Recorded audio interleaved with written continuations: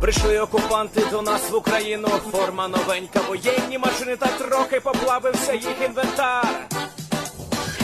Байрактар, Байрактар.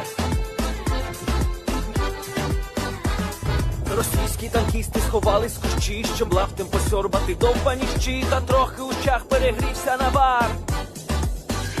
Байрактар, Байрактар. Приперли зі сходу до нас барани для восстановлення великої страни. Найкращий пастух баранячих отар.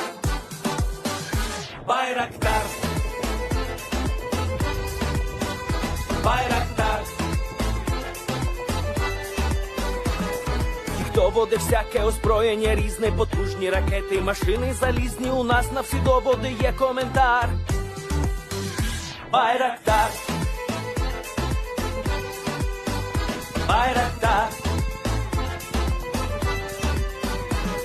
Вони захопити хотіли нас зразу, а ми зачаїли на орків образу з російських бандитів. Робить примар. Байрактар, Байрактар. Російська поліція справи заводить, там вбивцю рашистів ніяк не знаходить. Хто винен, що в нашому полі глухар? Байрактар, Байрактар. Веде пропаганду кремлівський урод, слова пропаганди ковтає народ. Тепер нове слово знає цар. Байрактар. Байрактар. Байрактар. Байрактар. Байрактар.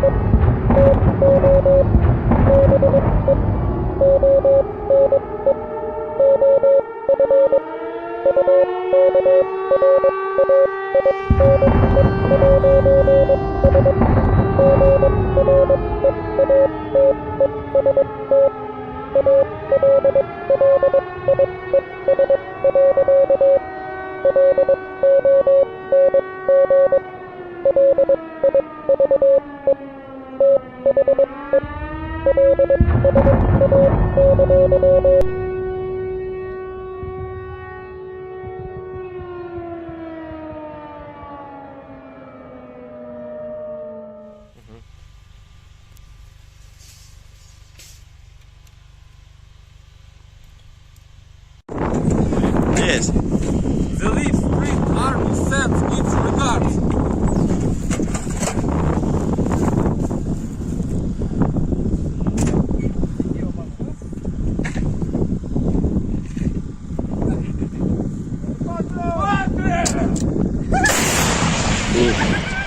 Русский военный корабль. Предлагаю сложить оружие и сдаться.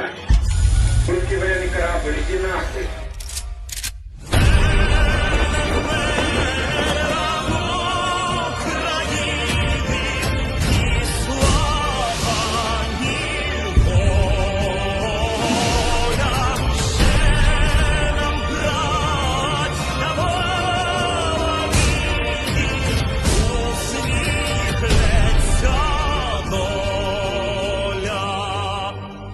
Згинуть наші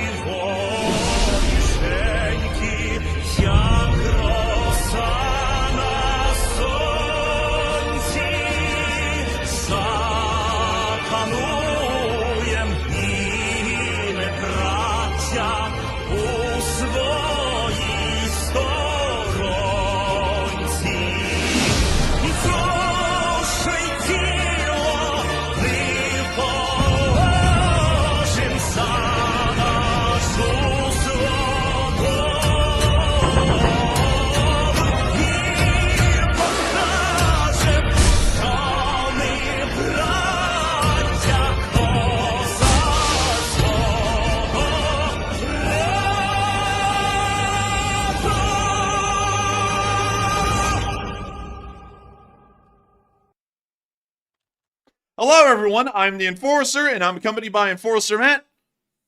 And good evening, folks. It's Enforcer Matt, and welcome back to day 744 of the news. And it's good to see you all once again. And Macron has been getting spicy yet again. It seems like he has some secret plans in store for Russia. But it's good to see you all once again. And of course, we are going to be covering the past 24 hours of the news of the war in Ukraine, as France is giving an ultimatum to the Russian Federation about if they take certain actions, not outside of Ukraine, but in the war of Ukraine itself, French troops will immediately begin to cross the border and join the war on Ukraine's side. That news just came out around 8 hours ago and has been circulating very little, surprisingly enough, although it's become quite clear that direct French military involvement doesn't revolve around any kind of NATO diplomacy or politics happening within the alliance. This is something that France may undertake directly on its own, depending how the war unfolds over these next few days, weeks, or maybe even months in the long term.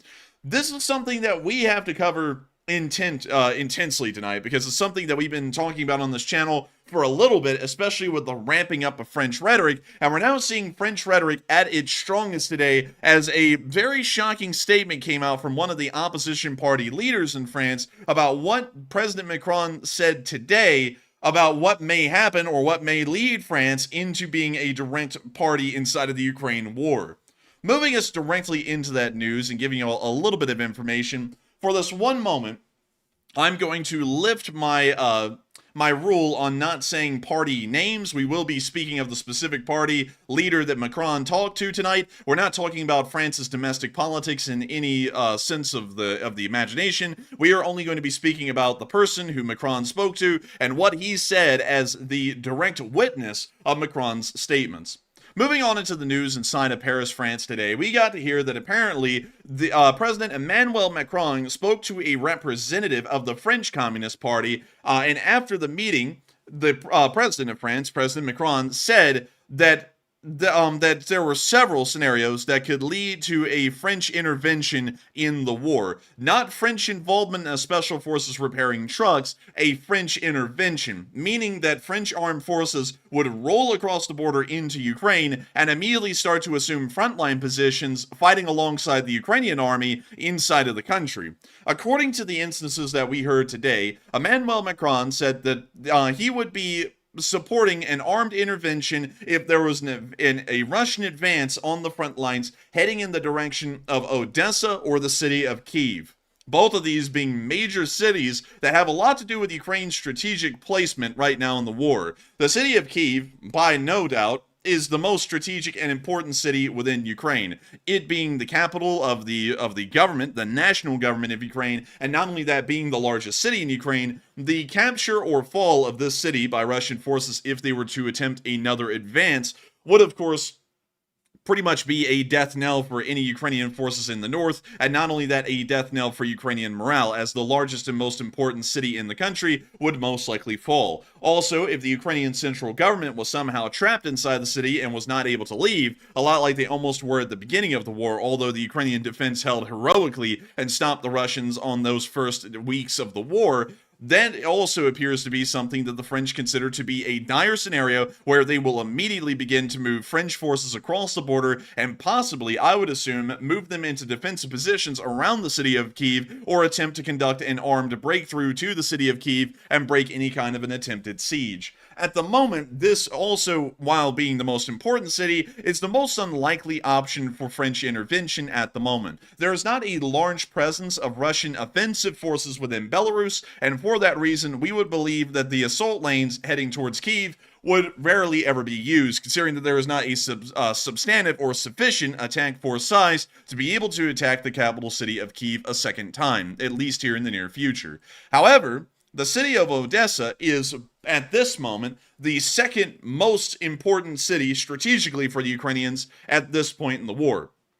Odessa is the only usable port on the entire Ukrainian coastline at this moment. Some people try and count Chornomorsk, but Chornomorsk's port is wildly small, and it's not really usable for any kind of larger merchant shipping. So we largely it looks like just a little like jet out into the ocean a little bit. It's very, very small. Yeah, and we can also see the actual port of Chornomorsk over here. I was just showing that as kind of a joke, and also I missed the port of Chornomorsk and moved a little bit farther south. But beyond that, this port is not large enough to sustain all of Ukraine's maritime traffic. The port of Odessa, within the city of Odessa, is far larger and able to accommodate a larger amount of shipping, and not only that, a larger amount of vital supplies and resources that can keep the Ukrainian armed forces running well into the future. If a Russian advance began to threaten the city of Odessa, the cutting off of this major waterway to Ukraine could lead to a massive supply deficiency, as the land routes for supplies moving from Romania and from Hungary, Slovakia, and Poland may become overlogged with the amount of supplies that were trying to move into Ukraine over those land routes. And therefore, the Ukrainians would not be able to receive the maximum amount of supplies that they would need to be able to keep the war effort running, and therefore the city of Odessa is also a strategically important one. And if the French saw that a Russian advance was starting to rapidly move towards Odessa and take the city, once again, according to what was said today to a representative of the French Communist Party, Macron said that this would be another instance where French forces would immediately begin to storm across the border into Ukraine and begin to fight on the side of the Ukrainian, the state of Ukraine. This is a fairly severe statement. At the moment, I also have to make this quite clear, because I said this about Kyiv. While Odessa is more likely of a scenario to happen if a Russian advance was to occur than Kyiv at the moment, Odessa is still a highly unlikely target for Russian forces here in the future. Russian forces would have to somehow cross the Dnipro River back into the city of Kherson, then fight their way all the way up to Mykolaiv, take and capture Mykolaiv, and then move their way all the way over towards Odessa to be able to successfully even bring the city of Odessa under threat of capture at this point in the war. There was a second option for the capture of Odessa that was spoken about greatly at the very early part of the war, which was a Russian naval invasion, but we are fairly certain now, due to the extremely high losses that the Russian Navy has taken, especially in the form of their landing ships, such as the Rapucha class landing ships, a naval invasion is no longer possible in any scenario in the Ukraine war from the Russian Federation, meaning that the only viable route that the Russians have to threaten the city of Odessa would be a land attack route, moving back through Kherson, back through Mykolaiv, and somehow jumping over the Dnipro River, and not only that, the unbelievably large Kryvyi Rih. And that would pretty much be impossible for them to try and pull off. Actually, this is the Ba River. Sorry, Kryvyi Rih is actually a city up here, and this is the Ba River. For some reason, I thought it was the Kryvyi Rih. But beyond that, this is something that is very, very interesting to see the French president say. A lot of people are saying that this is all nothing more than puff talk, but we do know at the moment that there is a large amount of French special forces that are already in the border areas around Ukraine and ready to move in at any given moment.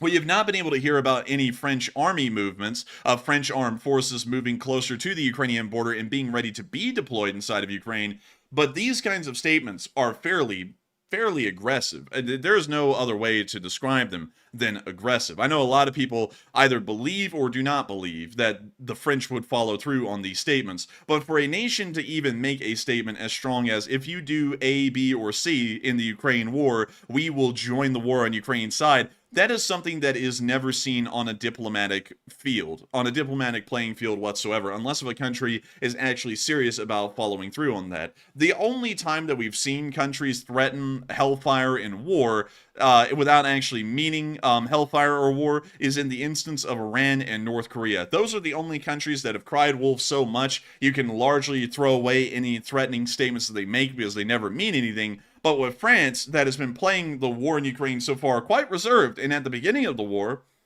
Macron was actually one of the only leaders that was actually talking to Putin over the phone and also trying to talk to Zelensky at the same time and figure out a way to broker the peace in the war. To go from that kind of a stance at the early part of the war in Ukraine to a stance that now the Russians are being given an ultimatum that if they ever try and attempt a capture of Kyiv or Odessa, French forces will join the war, that is a complete 180 and is giving us enough reason to believe that these statements are actually serious. This isn't the usual rhetoric coming out of France that we've seen for 2 years. This is a complete reversal of everything that happened at the beginning part of the war and is now a whole new kind of a France that we have never seen. The French also seem to be working even harder to help the Czechs, which the Czechs are kind of this leader of the ammunition campaign at the moment inside of Europe, but the French are working hard to pretty much subsidize this entire Czech ammunition program, where the Czechs go around Europe and purchase massive swaths of ammunition and then transport them into Ukraine of varying calibers and sizes.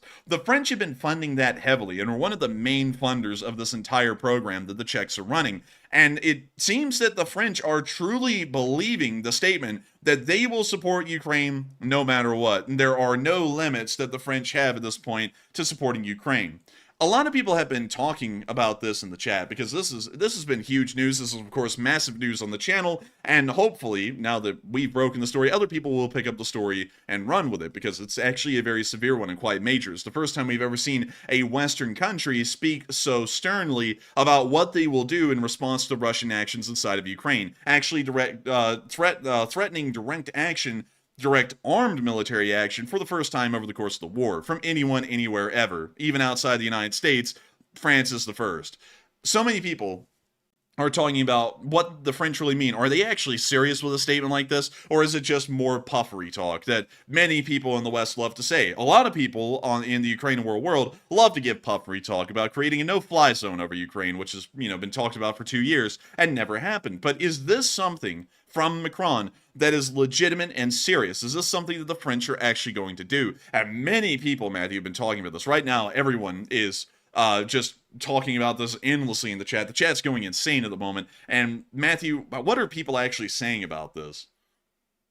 All right, so we asked the audience, what are your thoughts about Macron saying that if Russia assaults Odessa or Kyiv, then French troop deployments would be likely, in his words, or at least according to the words of that communist fella that apparently met with him. 61% said France will follow through with it, while 18% said France is simply talking big, quote unquote, and 12% said, maybe, but not anytime soon.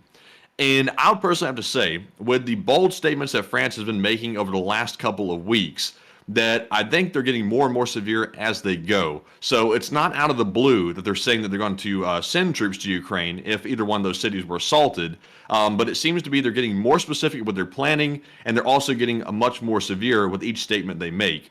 So I would say that France will follow through with it. And like the enforcer said, France has had a big turnaround since the beginning of the war, because I remember just a few months back, France was aligning with China, which is an ally of Russia, and we were worried that France was sort of like going off in the wrong direction, sort of allying with our enemies.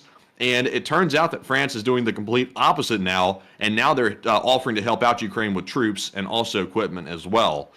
So I'm with the 62%. But Enforcer, what say you while I hear that clicking and clacking over there? So I was trying to do some really quick research, digging, and information finding to try and get as much information as I actually could about the French armed forces to see if the French actually could follow through on the statements they're making. And from what I can tell, the French can certainly follow through with these kinds of statements. An armed intervention by the French army at this moment is entirely possible, especially when we look at their equipment and also their force structure. It looks like they're pretty well geared up for war. Now, of course, with an army's force structure, it's always geared with war in the mindset, but some countries do it a little bit better than others, and from what we can tell right here, starting off with the equipment and then moving on into the military structure next, the French have a pretty good amount of equipment. Not only that, but of course, the French being the French, there is an entire section dedicated to just the different kinds of uniforms that they currently have in service at the moment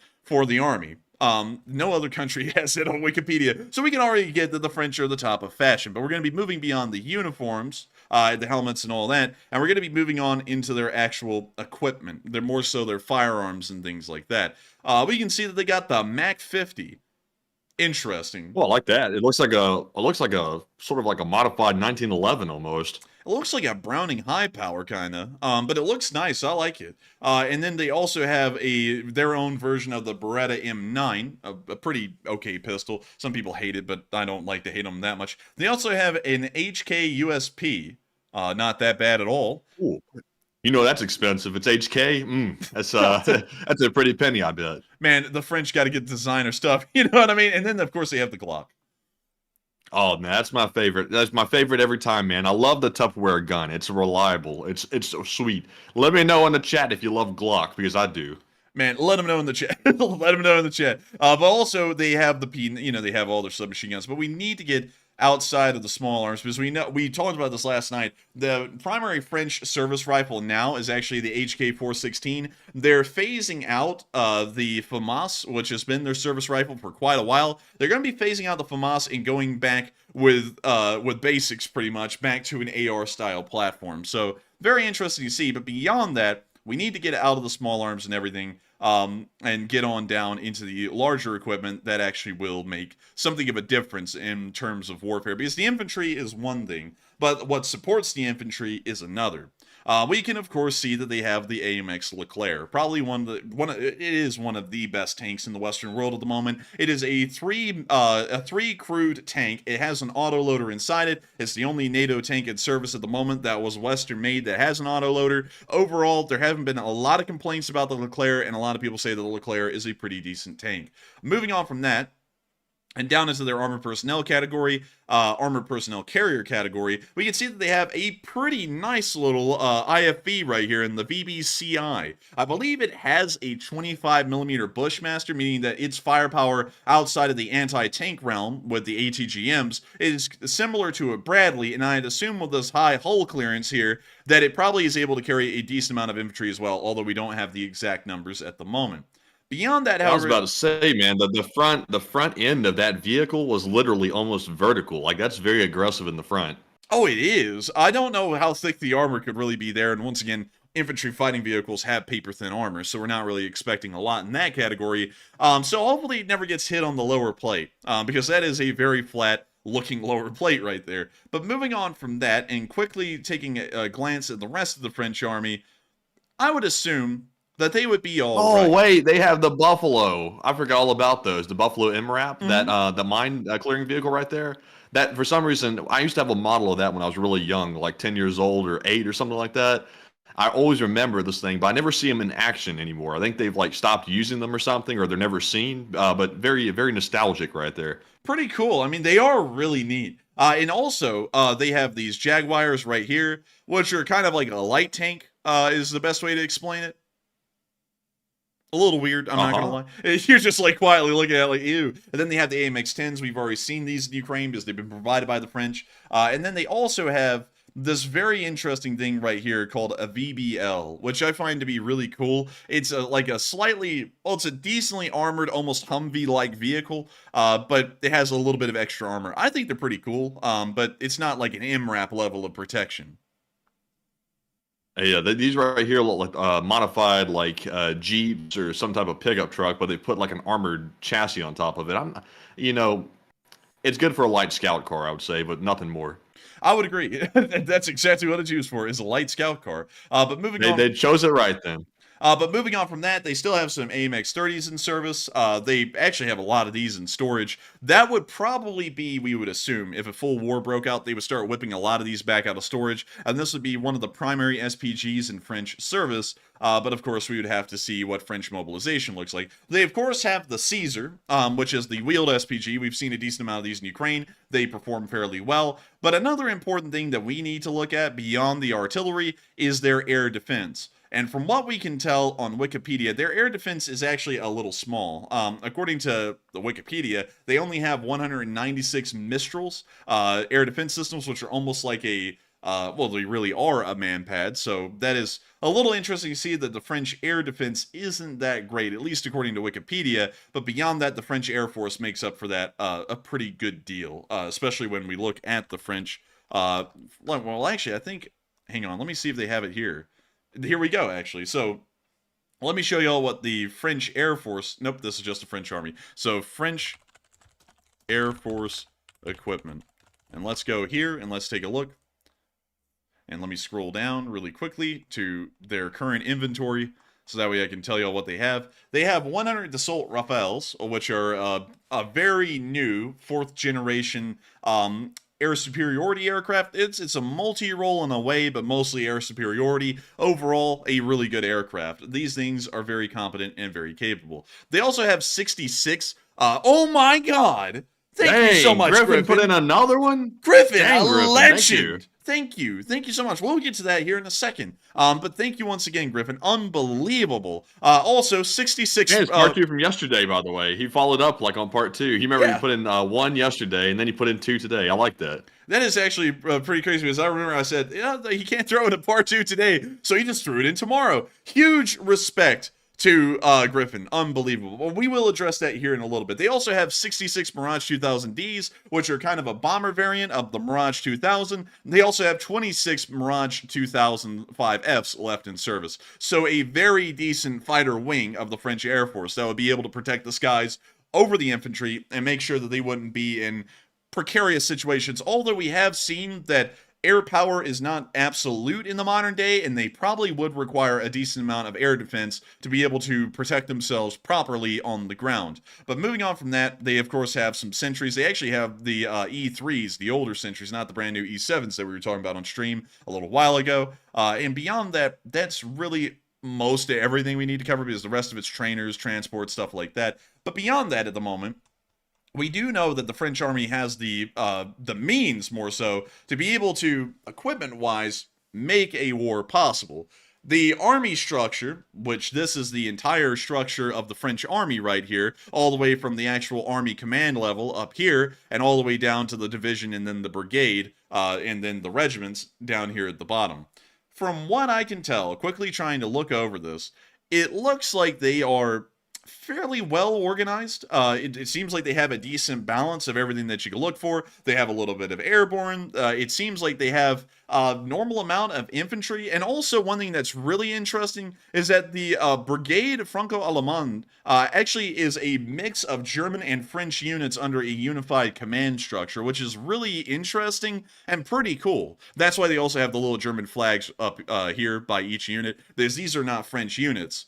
They are actually German units that go under a German naming standard. Like, instead of it being the Chasseurs Appelés, which is kind of like mountain infantry units, these are actually the Jaeger battalions, which are kind of more of a lighter infantry force. But still, cool to see that they actually have a combined force unit, a combined force brigade in the French army. And this thing is also not based out of France. It's actually based in Mulheim in Germany. So I don't know if this entire brigade would be usable, because if the Germans aren't dedicated to an armed intervention inside of Ukraine, I'm sure that this brigade would probably never see actual service, and they would probably cannibalize parts of the brigade, for example, the French units in the Brigade Franco-Allemande, and move them into Ukraine as a part of another brigade, or maybe even as a part of a special unit that is organized maybe smaller than a brigade.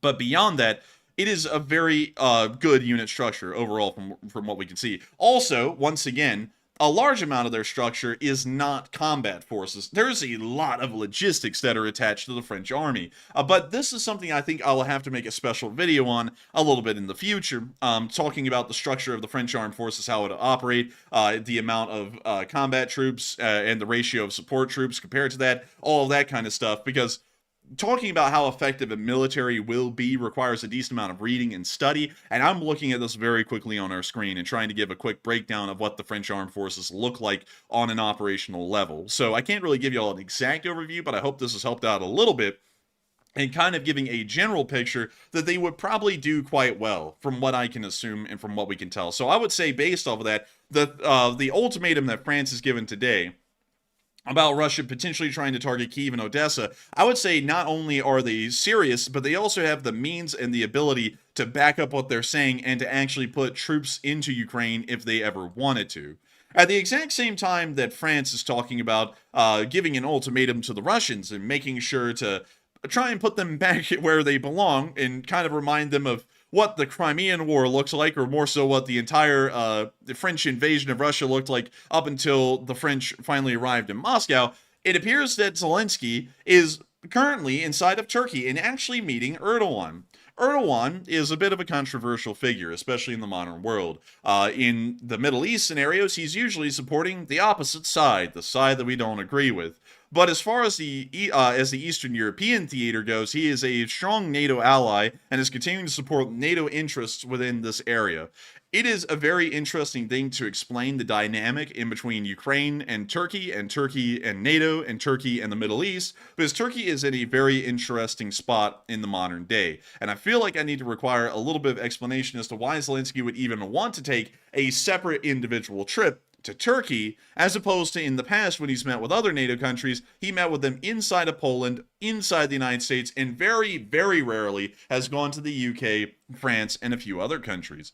The reason why he's going to Turkey as a separate country, pretty much on its own, is that Turkey in the modern day is actually trying to position itself to be a minor power in the world and to actually have its own small sphere of influence carved out within NATO.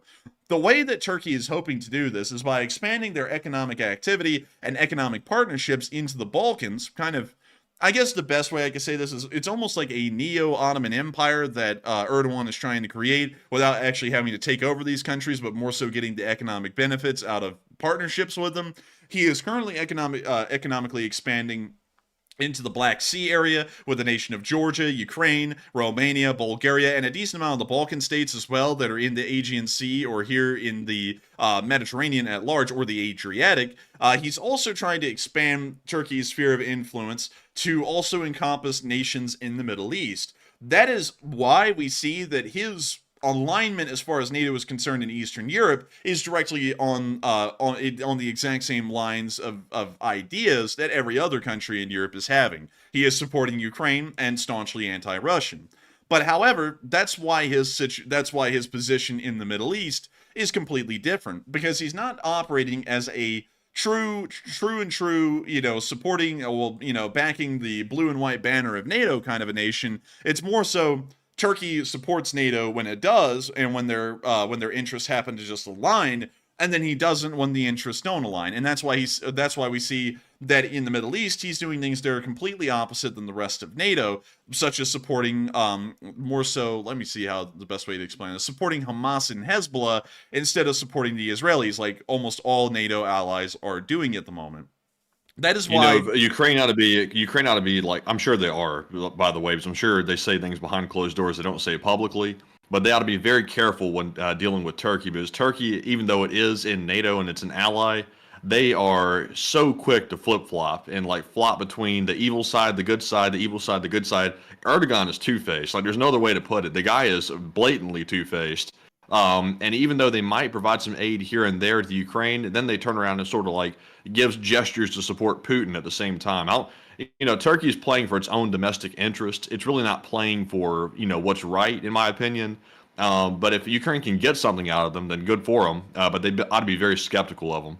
And I would agree with that, because Turkey is once again trying to carve its own sphere of influence and is doing really anything it needs to, whether it aligns with NATO interests in some scenarios and doesn't in others, to try and position themselves to create this new sphere of influence. This is the way that Erdogan is attempting to create a more powerful and stronger Turkey economically, and also in the long term militarily. This is kind of his idea of nation building. Very different than his predecessors, all the way up until Erdogan, who believed in the Ataturk form of nation building, which was to have very strong connections with the Western European countries and NATO, and to try and heavily model themselves off of a French government and philosophical model, which Ataturk was a massive fan of, who is considered the founder of modern-day Turkey. I highly suggest, if y'all are ever interested in finding out more about why Turkey does Turkey things, as we call it on this channel, I would highly suggest going to a YouTube channel called Kraut,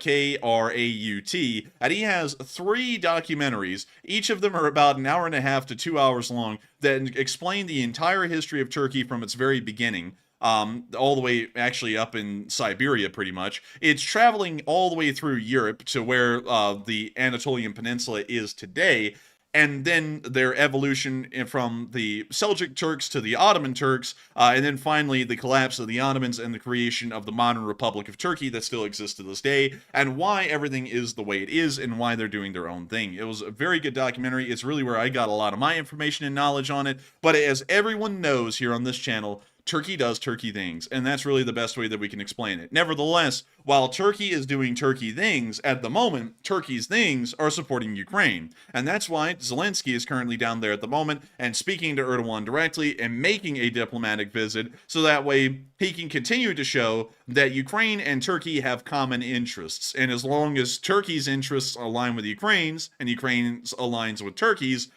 support will continue to flow to Ukraine, although it's not flowing towards other groups that are supported in the West elsewhere, such as in the Middle East. So I hope that does address that fairly well about why Zelensky is taking a special visit pretty much to the country of Turkey, because otherwise it looks very weird, because Turkey is a very controversial country in modern days. They held up the ascension of Sweden into NATO for an endless amount of time. They have ended up supporting terrorist organizations inside the Middle East like Hamas and Hezbollah ever since the October 7th massacre that occurred inside of Israel. We have seen Turkey doing some very bizarre things that aren't necessarily in NATO's interests, or really anyone's interests at all except for Turkey's. And it would seem kind of weird that Zelensky would want to go out of his way to appease the Turks, especially when they don't seem to be aligned with other European interests, and that's the reason why. And I hope I was able to explain that as best as I possibly can without confusing it all too much. But moving outside of Turkey and Zelensky's current visit that he's taking down there, it's time for us to move up into Russia, because today Russia got attacked again, or, you know, whatever the hell I was about to say, at the city of Taganrog and Kursk. We didn't get any footage from what I could tell of the attack that occurred on the city of Kursk, but we did get footage on the attack that happened at Taganrog. Taganrog is a smaller country a smaller city inside of the Rostov Oblast of the Russian Federation. This city actually has some major industry inside of it that helps to refit and produce some modern Russian aircraft. A lot of the old Soviet-era bombers that have been modernized by the Russian Federation were actually modernized here in the city of Taganrog, and it appears that from what we can tell, the Ukrainians have attacked that factory today, which may knock out Russia's abilities to try and further refit and upgrade older, aging Soviet aircraft, and to try and modernize them where they will be somewhat usable in Ukraine. Here's the clip that we got, the only one, the 12-second clip of the explosion that appears to have come from that factory inside of Taganrog. We can hear the drone, and we can see the flash right there. And that's it for that. And that is the end of the clip right there.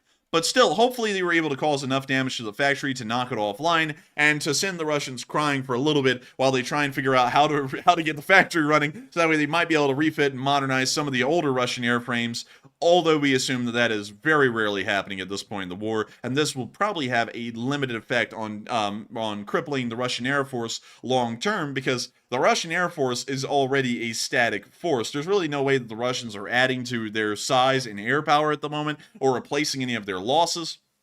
And so destroying this factory will probably have a marginal impact on the Russian Air Force's further attrition. But still, it is good to see that the Ukrainians are proactively working on crippling any Russian forces wherever they can, and hopefully this will be a long-term effect. Hopefully so. Speaking of a long-term effect, Ukrainian air defense has had a long-term effect on the safety of Ukrainian citizens inside of Ukrainian cities, as a major drone attack was launched over the past 24 hours, and out of all of the drones that were launched into Ukraine, a whopping 33 Shahed 136s were shot down over the skies of Ukraine by the air defense. A massive success, and once again showing that Western air defense systems and the whopping amount of air defense systems that the Ukrainians have made ad hoc throughout the course of the war are really putting a dent into the efficacy of Russian attacks on Ukrainian civilian and military infrastructure throughout the entirety of the country. Moving on from that little bit of news, and outside of the Kyiv area for a moment, we're now going to be moving on into our location unknowns for the day. But before we do, I do have to say that Kenneth Prosak has brought up a good point in the chat, and that actually brings us back around to Turkey for just a minute. Kenneth said, "Don't knock Turkey. They have the Russian Navy trapped in the Black Sea. Erdogan has some balls. Back up Ukraine straight up at the start of invasion and didn't ask Ukraine for deals for its help." That is true, but there is a reason why he's doing that. No country ever does anything out of charity. There is always a reason why a country does something. There's a reason why America at the beginning of the war was unanimously supporting Ukraine up until about a year or a year and a half had passed. The reason why we were doing that is because supporting Ukraine is in our interest. Ukraine is the enemy at this moment of one of our rivals around the world, the Russian Federation, and supporting Ukraine and helping them to fight and defeat the Russians is putting one of our rivals at a severe disadvantage, and we're also getting an advantage out of possible Ukrainian economic activity that will now be shifted towards the Western and American direction at the end of the war. We do not support Ukraine just because we don't like that Ukrainian civilians are getting blown up, because in reality, the U.S. government looks at it as people are getting blown up everywhere. If these people that are getting blown up are not a group of people that can forward American interest, we do not care. That's why we're hardly involved in the Sudanese civil war right now. There's hardly any American involvement in that war because there's no actual benefit for American forces to get involved in it, at least according to the current American strategic overview. But however, inside of Ukraine, there's a massive reason to get involved. And for Turkey, there was a reason to give away free drones and free stuff to Ukraine, much like the United States did at the very beginning of the war, where we just gave them massive amounts of monetary support and asked for nothing in return. The reason why Turkey is giving a massive amount of equipment to Ukraine is because Ukraine is one of those countries that Turkey will be able to pull into its sphere of influence, its minor sphere, a sphere within a sphere pretty much, in the future. That's what they're hoping for. And by giving Ukraine all of this free stuff and also banking on them winning the war, they're pretty much getting a guaranteed economic partner post-war that will be able to bolster the Turkish economy. The other reason why Turkey has shut down the Bosphorus and the Dardanelles is that they possess the right to bar any military ships from any nation, including NATO allies, from transiting the Bosphorus and the Dardanelles if they do not permit it. And at the moment, not only are they blocking the Russian Navy, the Black Sea Fleet, from entering or exiting the Black Sea, they are also blocking the U.S. Navy from accessing or entering the Black Sea. So just putting that into perspective, it's not really a one-sided thing. It's not like Turkey is doing stuff within NATO's interest there, or just having some balls and standing up for what's right. There is an inherent interest that Turkey has in supporting Ukraine, because nations on a national level, especially on a governmental level like Erdogan is at, they don't look at things like we do. They look at things on a more calculated business type level. There has to be some kind of a benefit or a return for that nation that is supporting Ukraine for them to want to support him. And that's why we see that Turkey is at the moment. And that's why I'm fairly certain that no matter what, U.S. support to Ukraine will continue. At the moment, it appears that it's an actual heated debate. But once it starts coming around again, that there isn't a better way to describe it, an election going on, you will see that everyone will pretty much jump right back onto the same page that support for Ukraine is very important for American strategic interests in Eastern Europe, and also helps to once again put a wooden stake in the heart of the Russian Federation and hopefully Putin directly. But moving on from that, good point though, Kenneth Prosek. That's why I had to point out it was a good point to say, but I hope that explains at least in my opinion, why Turkey did any of those things. It's not necessarily just out of the goodness of their hearts. It does have a reason and a purpose. But moving on from that and into our location unknowns, we did get to see a little bit of Ukraine's State Border Guard Service defending the skies of Ukraine. We got to see a Ukrainian female soldier right here with cat ears on the helmet. Impressive. Yeah, I was about to say, are those ears on the helmet? And a GoPro too, to boot. And I gotta say, impressive stuff. Great to see that she's doing her part in the Ukrainian air defense like every other brave Ukrainian soldier out there. We can also see this fella here with a laser on his rifle, a very purple laser at that. I don't know why it's purple, but moving on from that and into our next picture, we can also see someone apparently maybe illuminating a drone with a laser, a spotlight attached to this machine gun on the technical, and the technical absolutely letting it rip as they're trying to shoot down one of the drones. Probably during last night's engagements with incoming Shaheds that we just talked about on the air casualty report. However, it is great to see that the State Border Guard Service of Ukraine is being a part of Ukraine's air defense, and once again making sure that the skies are clear and the Ukrainian citizens are as safe as they possibly can be. Moving on from that and into our next clip, we also got to see a Ukrainian sniper taking some good shots at the Russians from about 700 meters away, and apparently hitting one of them very luckily is the best way to put it. Here's the clip. We can see him lining up our first guy here and firing. And I'll tell you what, this is actually impressive, but Matthew, I can actually probably fire about this far as well. You know what I mean? That is impressive, man. I like how he has really no like radical with like measurements on it like usual. It's just like a straight up like crosshair. So interestingly enough, let's see. The ACOG does have the measurements because the ACOG can't be adjusted that much. But the PSL, on the other hand, with the PSO scope, it does not have any range, like, I guess you could say, mills. I forgot what the actual name is, but it doesn't have any marks for range where you can adjust inside the scope for range. It's actually a dial on the top of the scope that you can rotate up and down to adjust for elevation. And that's how I went and shot one of them out at Talladega, as I adjusted the dial for range. So pretty interesting, but I think this thermal scope is operating off of a similar principle where you adjust for range, so you don't have to elevate to, account for the bullet drop. You just pretty much adjust for range, point the crosshair right at them, and the scope and its, alignment is already accounting for the drop. But one thing that is not accounting for, Matthew, is the drop that is about to put on this Russian, because one thing that the sniper the marksman did not know, is that there is some kind of a landmine inside of this Russian soldier's backpack. And this sniper probably pulled off one of the luckiest shots. He ended up hitting the mine and detonating it inside of the backpack. Here's the clip. We can see him firing. Boom. And boom. That guy is toast. Yeah, he became toasted. Goodness. That was wild. That was insane. But really quickly, also, I'm seeing some people. Let's see. I'm trying to see. Let's see. How much are those scopes? CH said, how much are those scopes? ACOGs are unbelievably expensive. I think they are the best. I will say that. LCANs are also really good. Huge shout out to Jay Bagwell for letting us see an LCAN in real life. LCANs and ACOGs are about the same in my opinion in terms of like their quality. PSO scopes, at least the Romanian knockoff PSO scopes that they made for the PSL, are actually really cheap as far as scopes go, especially for a 4x magnification scope that is good as those are, because they're actually very good. I would say I think they're somewhere around $250 to $300, which as far as optics go is actually really cheap. That's about the price of a Holosun. So you're looking at a good value for your buck. But then again, you can't put that scope on everything like you can in ACOG. If you have a Picatinny, you could put an ACOG on literally anything. The PSO scope has a built-on arm, and you pretty much have to use that scope only on rifles that have the certain kind of a rail on the side of the receiver. So it's not as versatile, and maybe that's why it's as cheap, because it's not like you can use it on everything. It's not really like it's in high demand. But I hope that does address that quite well as far as some of the costs for optics go. But I'd still say the PSO scope is not that bad.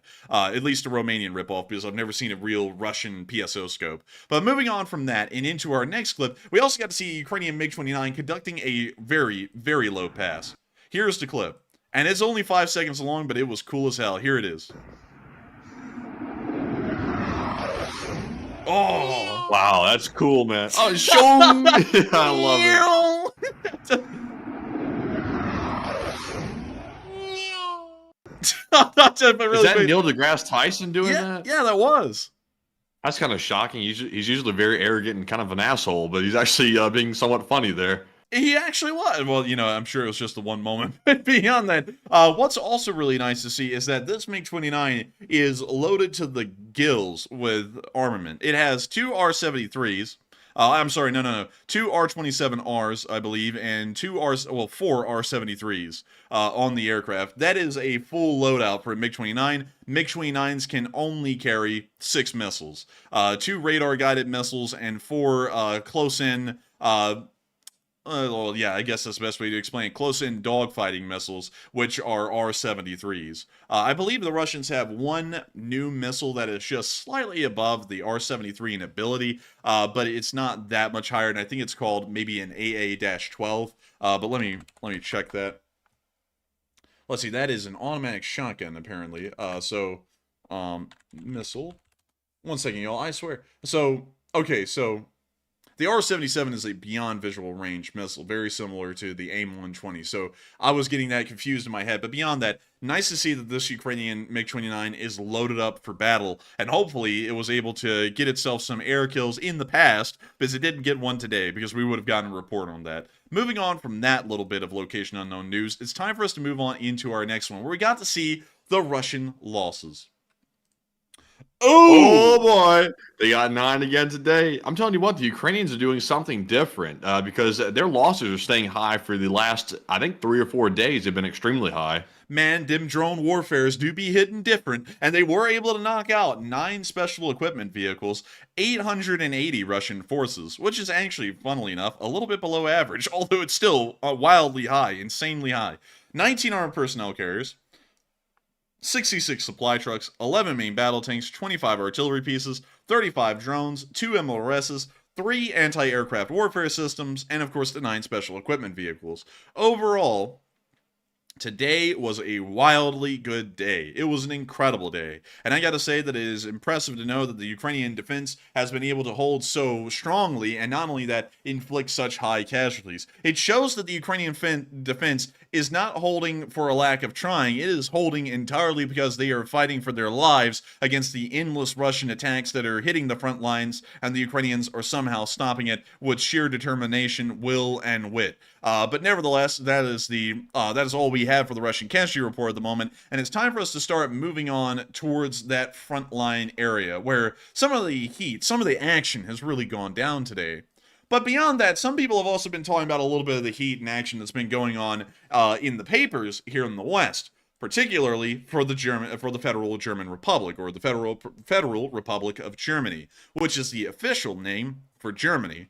Some people have been talking about that little deal that Germany had with the Taurus missiles, and the Germans act like the Taurus missile is some kind of a secret gemstone that if the Ukrainians get it, they'll be able to unlock Valhalla and win the war or something like that overnight.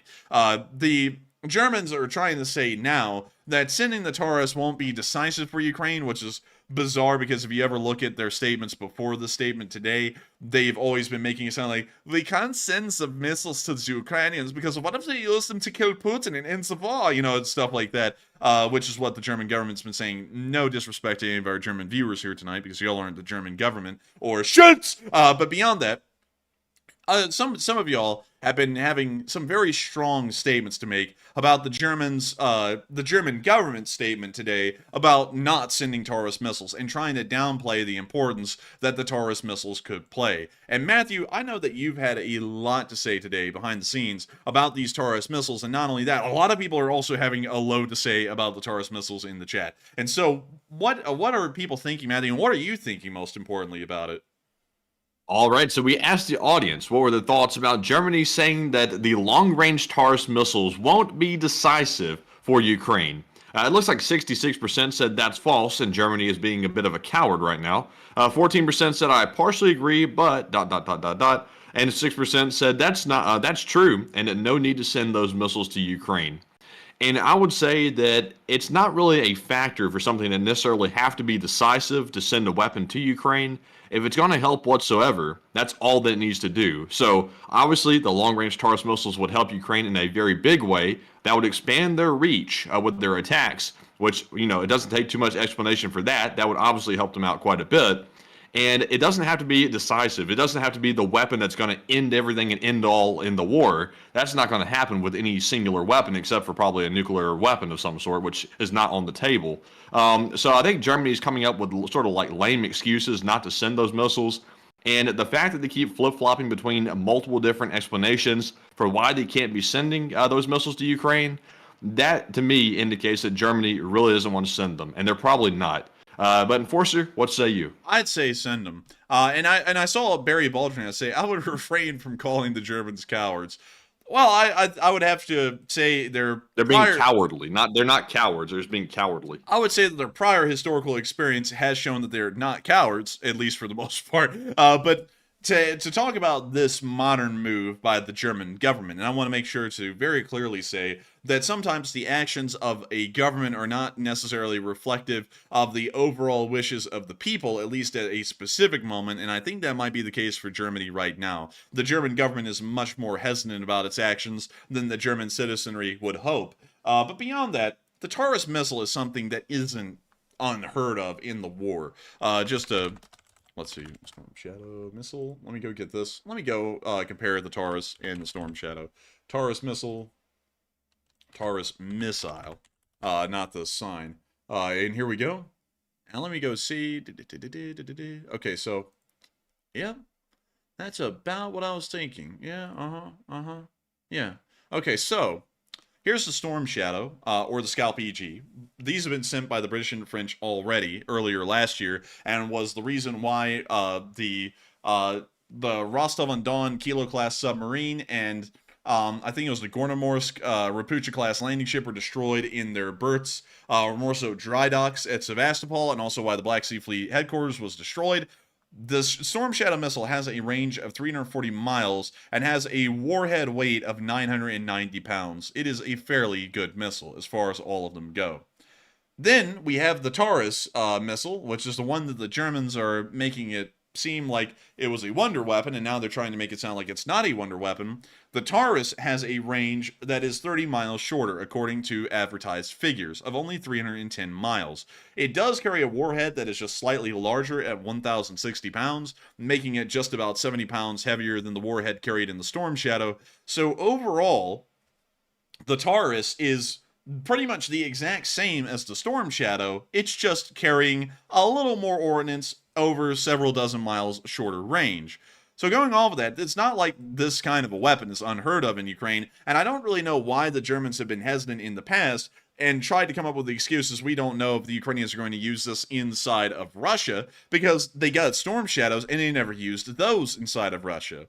And now they're trying to say that this isn't a war-changing weapon, and it's not going to be something that's fired at the Russians and thus the war ends tomorrow, or the Ukrainians start winning everything tomorrow, but it certainly will help. The Storm Shadows had a massive impact on weakening the abilities of Russian air defense and the Russian Navy when the Ukrainians had any of those. They've run out of them from what we understand. They've already fired all of their current inventory of Storm Shadows and Scalp EGs, so the Taurus is really the next best thing. It's pretty much the Storm Shadow, just in a different form. And for that reason, I would have to say that it would be very smart to try and send one of these things, or several of these things even, to Ukraine and let them use them. I feel like it is a bit of a it is a little bit too cautionary by the Germans to not send a weapon like this. They could pretty much follow in suit with the British and the French, and no one would bat an eye if they sent this thing. Not even the Russians would bat an eye, because we already know what they did in response to the Storm Shadow and the Scalp EG, and it wasn't really much. It was actually nothing at all. So sending this would have no diplomatic impact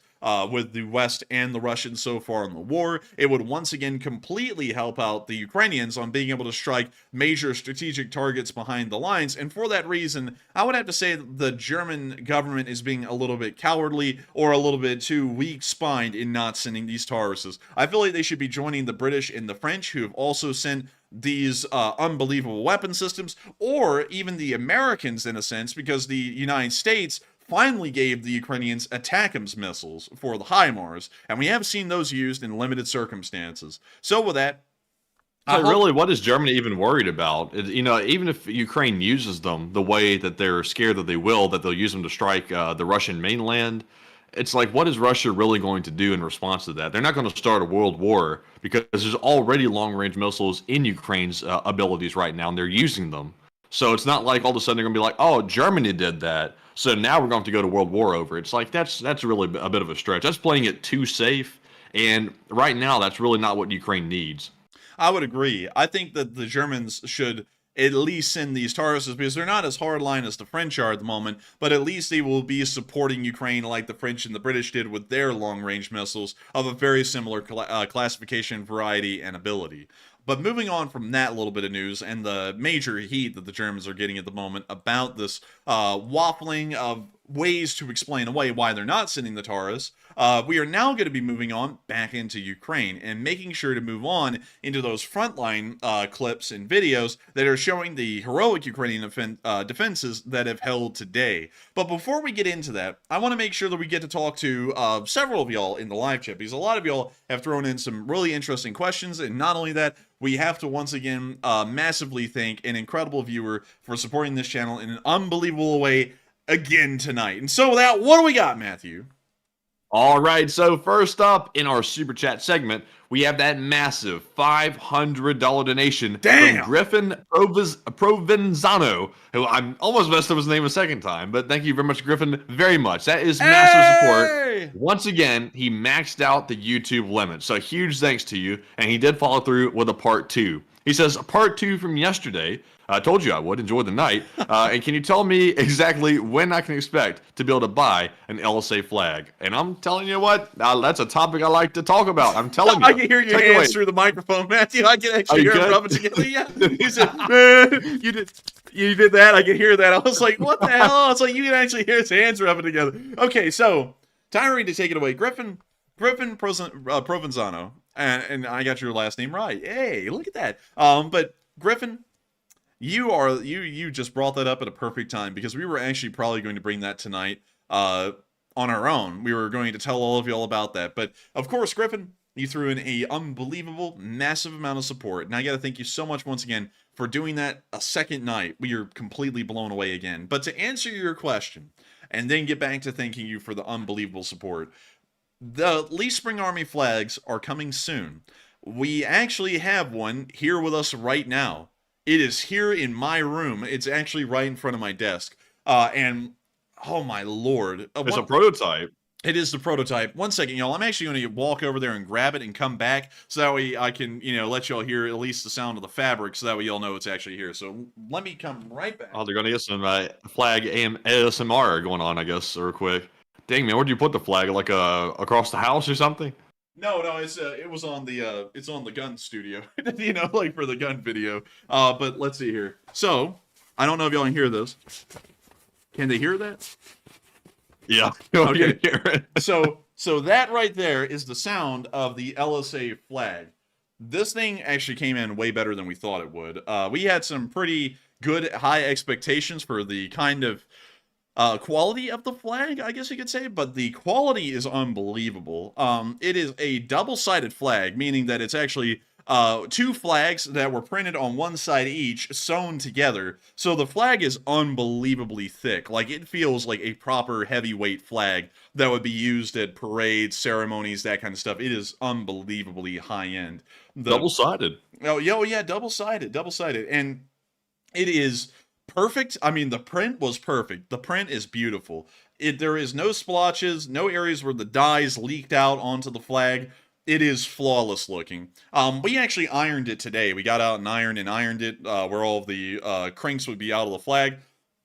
And we are getting ready to take some photos of this thing and put it on Patreon, because we're going to put it out for the patrons first, because they're helping the channel to keep running. And then we're going to be putting it out onto the community post here on this channel, probably like a week later or so, or maybe several days later, and showing you all the actual flag with our signatures on it and everything, like they will be released for the limited edition ones.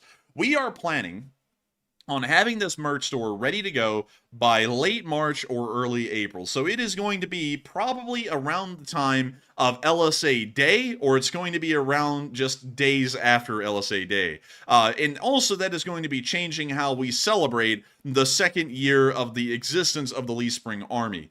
If the merch store is ready to go on LSA Day, we are going to be unveiling the merch store and allowing the flags to go out. There's a limited number of them on that day, on LSA Day, the night we're celebrating the founding of the Lee Spring Army.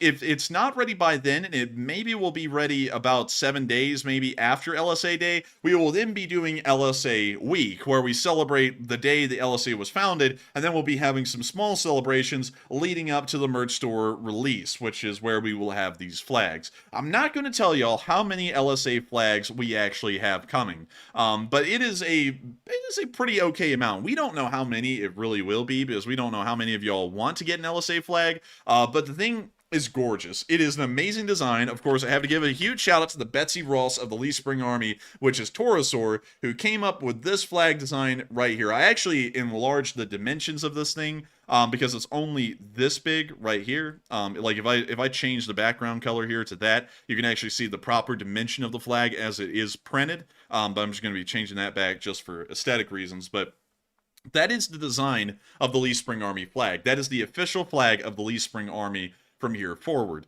This thing is going to be incredible when it comes out. We are going to be signing each and every one of them by hand. So up here in the top left corner of the flag will be my signature, and right below it will be Enforcer Matt's.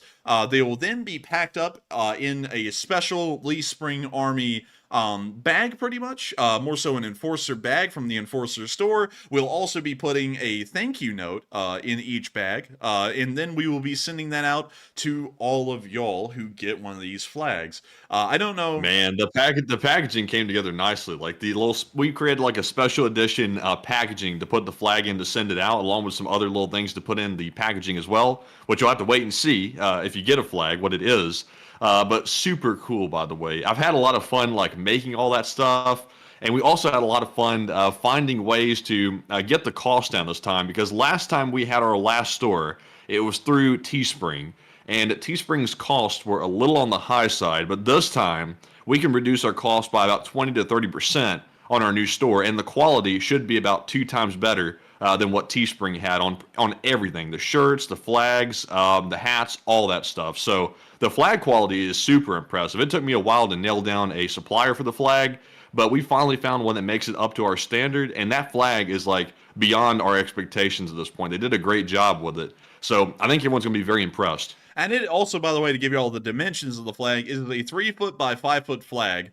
So it is your standard sized flag. It can fly from a flagpole. It is that good. You know, this thing is not a gimmick flag. It's not one of those cheap ones that you get online for like $3 that tears apart in like 2 weeks and, you know, the dye bleaches out of it. This thing is truly quality. And that's why we reopened the merch store with us running it directly and doing everything in the background, is because we want to make sure that we were able to ensure the highest quality for everything. We want y'all to have stuff that will last, and not only that, look incredible. And I got to give a huge shout out once again to Torosaur, who made this design possible. And I also have to give a huge shout out to Enforcer Matt for really handling a lot of the logistics that are going on in the background right now to make our merch store possible. It is absolutely incredible. And to answer your question, once again, Griffin, just to make sure that I get this out there to everyone, expect these flags and our merch store to go live on LSA Day or about a week after. It's going to be sometime within that window. But with that, I got to thank you so much once again for that unbelievable,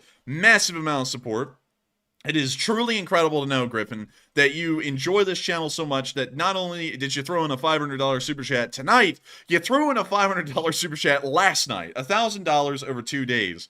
Unbelievable. No viewer in months has supported the channel that massively over such a short amount of time as 2 days. Actually capping out what you are allowed to give on YouTube over each day. That is unbelievable that you find this channel to be that worthwhile, that you would support it like that. I said that last night, and I'm feeling like I'm saying nearly the same thing again, because it blows me away and makes me speechless to know that you appreciate this channel that much, Griffin, that you're supporting it that massively and helping it to keep running. You're helping us to keep the lights on behind the scenes, helping us to do everything that we do in the background, and also helping us to make these LSA flags possible, actually, because the logistics with Teespring, we didn't have to put any capital up front to make any of that merch possible, because it was on-demand printing. The LSA flags, however, we actually have to mass order them and pay for them up front and then store them. So your support is actually helping us to make the LSA flags possible. But thank you so much massively once again, Griffin Provenzano, for the support and helping this channel to keep on running, because you are an absolute legend of the Lee Spring Army and helping to make this channel possible. And so thank you so much once again. I hope that does address that well. And with that, we are on to the next one. And also, real quick, Enforcer, I've seen a handful of people asking what the pricing is going to look like. Do you want to wait until we know the exact price, or do you want me to give at least an idea of what it'll look like? I think we can give them a general idea of what it looks like, but I want y'all to know that we're still trying to work on that in the background, and possibly even lower the price a little bit to make it more affordable. But Matthew, what is our price bracket that we're looking at right now? I'm going to make sure that you say it, because you probably have a better estimate of it at the moment. So I want to make it clear right now, this is just an estimate, because I'm still trying to work on getting all of our expenses and pricing put together, because we still have some other things that we have to account for, like the packaging that hasn't arrived just yet or been ordered. So we're looking for sub $50. I want to get it below 50, presumably maybe lower than 40, but that might be a bit of a stretch. So it might be somewhere in the range of 4250, but I'm trying to get it as low as possible while still, delivering a quality packaging and product. But we're hoping to have it under that range, which is it's good. It's good. I gotta tell you, I want to get it lower though. But Enforcer, what do you think? There's not a lot to think for this news either. There's not a lot to think on that for me. But hopefully we can get it within the 50 to sub 40 price range. We're gonna have to really see if that's possible. It might be somewhere in there, but I have to say that the price is reflective of the quality. We pretty much have had a philosophy at this moment of no expense spared as far as our merchandise lines are going at the moment. We are trying to get the highest quality of everything, the highest quality flag, the highest quality shirts, the highest quality mugs. We have found the distributors that are able to make the kind of quality that we're looking for possible, but they are not cheap at all about that. So that's why we're going with like a $40 to $50 price range on this thing. It's also going to be limited edition, and we have to hand sign each one of these things. And while there's not a lot of them, there's still a decent amount, and it's going to actually probably take us an entire day or maybe several days to sign all of them and then individually package them and ship them, which we're also trying to factor into the price as well. So. And also, by the way, Miss Deesa mentioned it. She said donating 10% of the profits too, and that is true. And that's part of the challenge in trying to figure out the pricing here, is because we're trying to budget in the 10% as well for United 24 that we're donating for from each order, as well as factoring in all the expenses as well. We're not trying to make a killing off these flags, because right now we're trying to get this price as low as possible. Because this is like the special edition flag. We're not trying to go and price it at some crazy price. We're trying to get it as low as possible while still being able to break even on the flags and also put that 10% toward charity. So it looks like everybody's pretty happy with 50, but I'm going to see about getting it maybe a little bit lower than that. But I'm glad to see the positive feedback. And I'm love to see that everyone is so happy to see it. And if you want, if you get one of these flags, there will be mugs on the store, I think, when we're opening it, as well as t-shirts and some other stuff. So if you want to get a bundle, you can get a bundle. And another thing that we've been talking about a lot in the background about how we're going to run the merch store, because really the sky is the limit.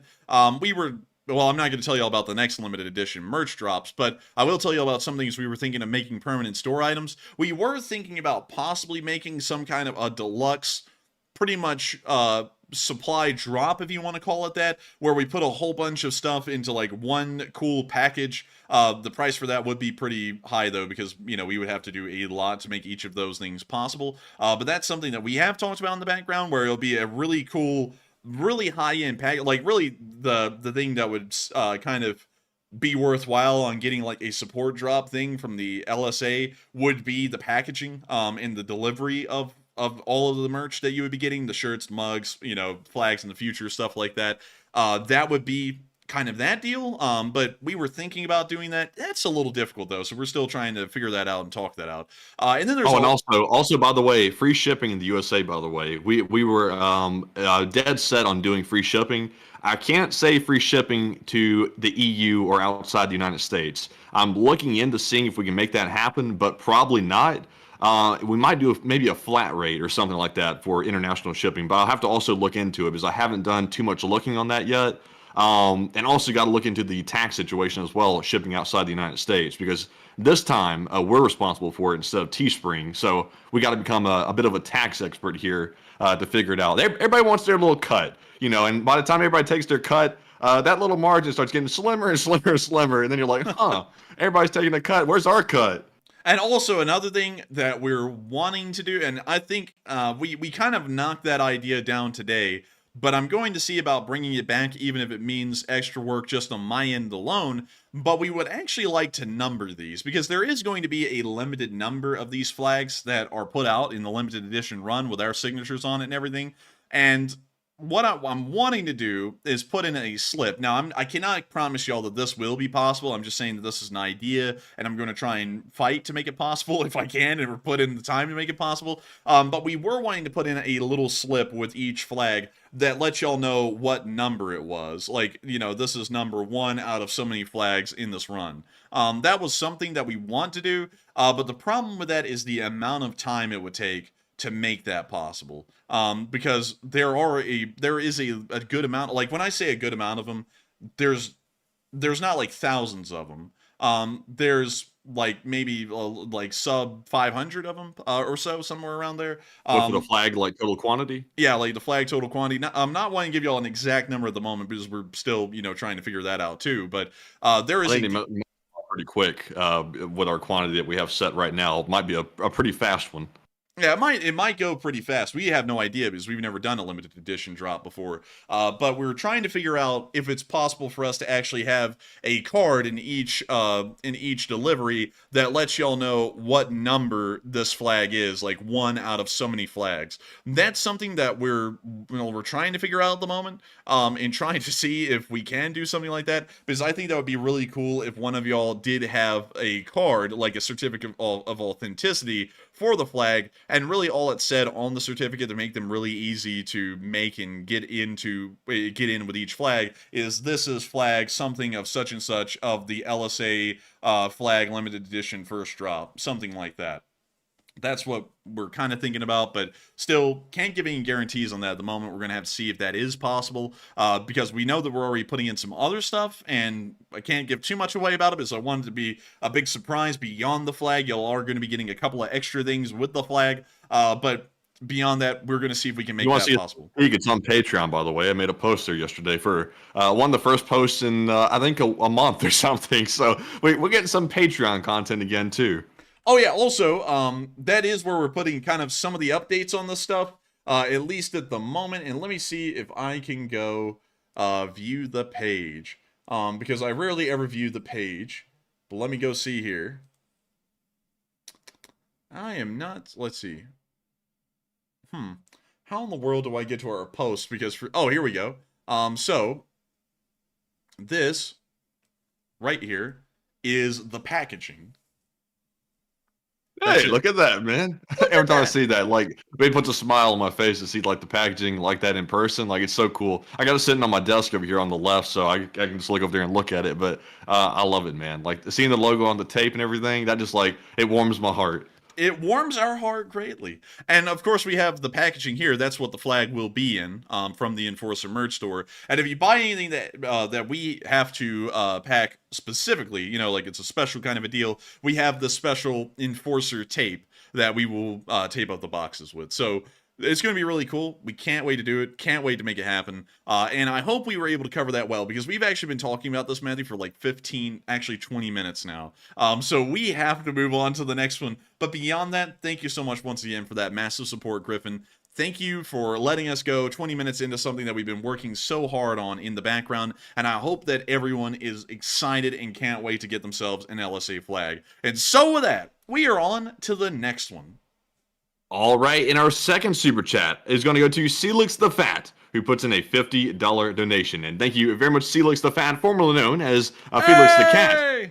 And they said, Salad Fund. And do you think that at this point, Europe is changing from their decade-long stand of depending on the U.S. in military issues into building a military force of their own? And thank you for staying strong and Leaf Spring forever. Hey, long live the Leaf Spring Army. And thank you for the support, Celix the Fat, to the Salad Fund, an ancient fund that had nearly died, but you have brought it back to life. And thank you so much for that.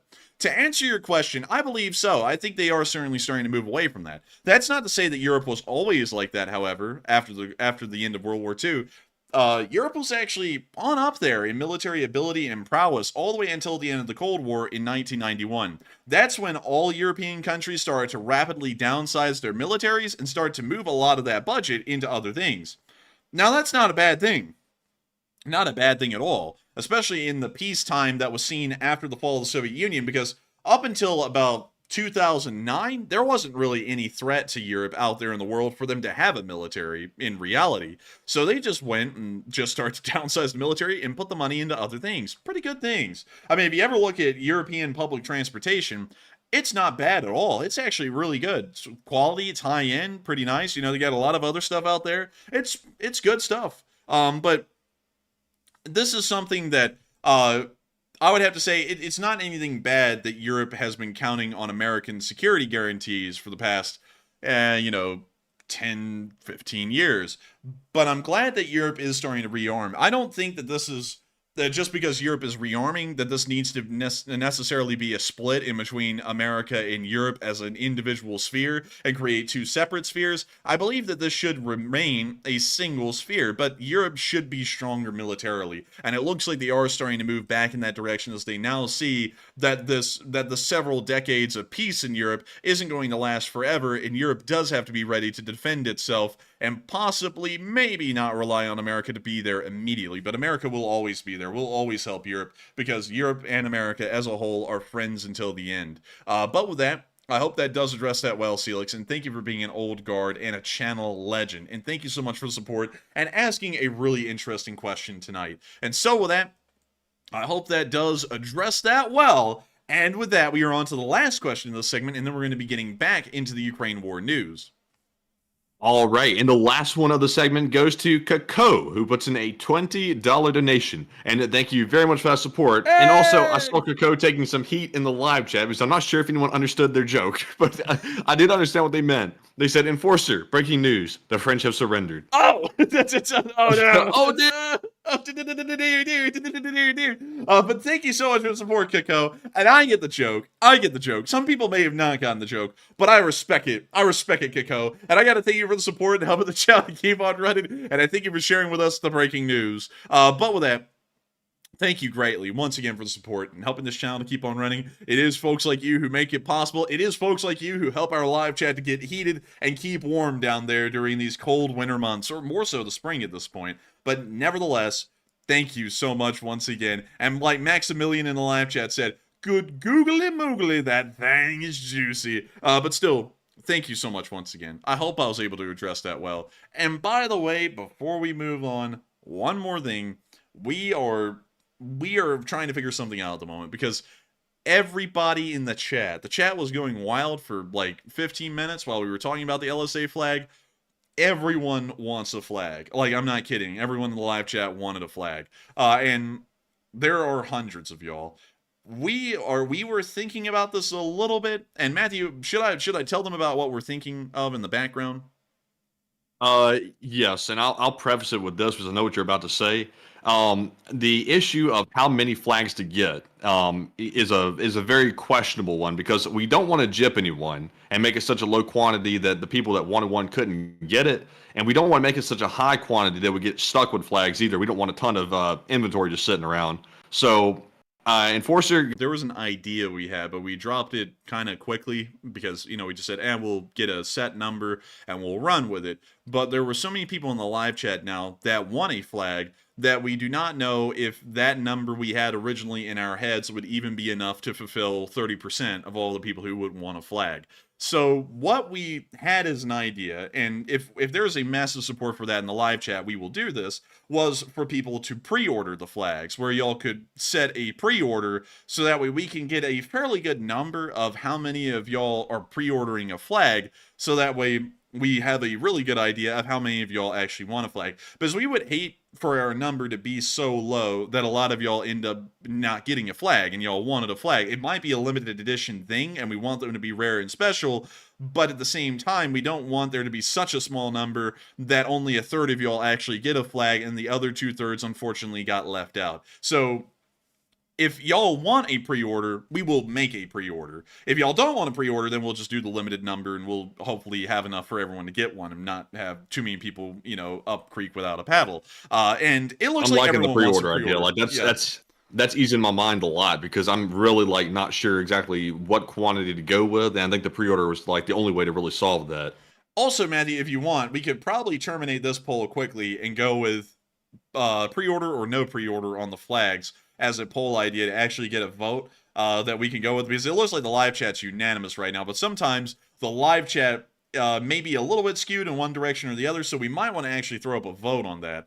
So we'll address this little vote, or this little question that we have up here real quick, and then we will move on into the rest of the news and then let that poll run for a little bit so that way we can get an idea of does everyone really want to pre-order or not, because everyone's saying that they will pre-order. But with that, A lot of people have been talking about something that I'm not covering the news tonight, but Matthew was very keen to note, and I also saw today. It has been proven now that Ukrainian special forces actually ended up attacking and destroying Wagner forces inside of Sudan during the Sudanese civil war. That's something that was just confirmed today, and the Ukrainians have made a statement saying that they will target Russian forces anywhere around the world, wherever they may be, with prejudice. A lot of people have been saying, they have had some controversy about that, making it seem like the Ukrainian war may become a global thing. Wherever there's a Russian, there's a threat of war, or wherever there's a Ukrainian, there's a threat of war. And a lot of people have had different ideas about this, but a lot of people have had the same concept about the whole deal. And Matthew, tell us about it. All right, so we asked everyone what were their thoughts about the Ukrainians sending their special forces to Sudan to eliminate the Wagner soldiers operating in that area. And 62% said good, we should eliminate Wagner everywhere they operate. 16% said Ukraine really shouldn't be fighting there right now. And 15% said it's fine, but it's a little bit odd. And I would have to go with the 15%. I think it is fine if Ukraine does have the manpower to send down to Sudan to do that, then good on them. But it is a little bit odd, though, because it would seem like those special forces would probably be better used if they were actually fighting inside of Ukraine and not in Sudan, because Wagner is really, bothering the Sudanese people, and they're really not bothering Ukraine when they're down there operating in that region. So I say stick to the Wagner inside of Ukraine and sort of achieve that goal first and then move on to other places if they wanted to.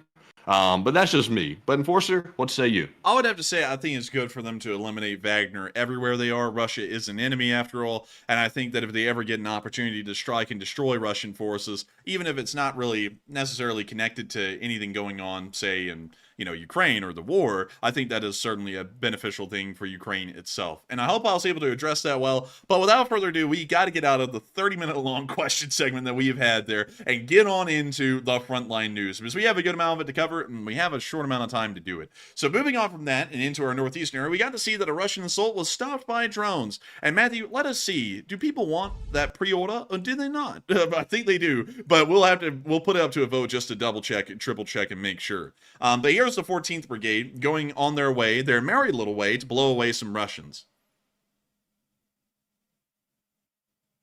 And we see them setting up their drone operation facility here with some bottled water. Peter, the water's here. Peter, the water's here. I can hardly do that voice anymore. Yeah? And it's so damn hot down here, isn't it? Man, I got a fan running in my room. I can't even tell. Man, I got a fan That news about running. the merch, though, that got me heated, though. Like, I had to turn the fan on the high over that one. The tape got me sweating. Dude got that Pokari sweat. But we see the drones hitting the Russian tanks in the northeast. Ooh, that one went right in the turret. As you could see some fumes coming out of the barrel. Ooh, hello. And we see it. Dear. Oh, dear.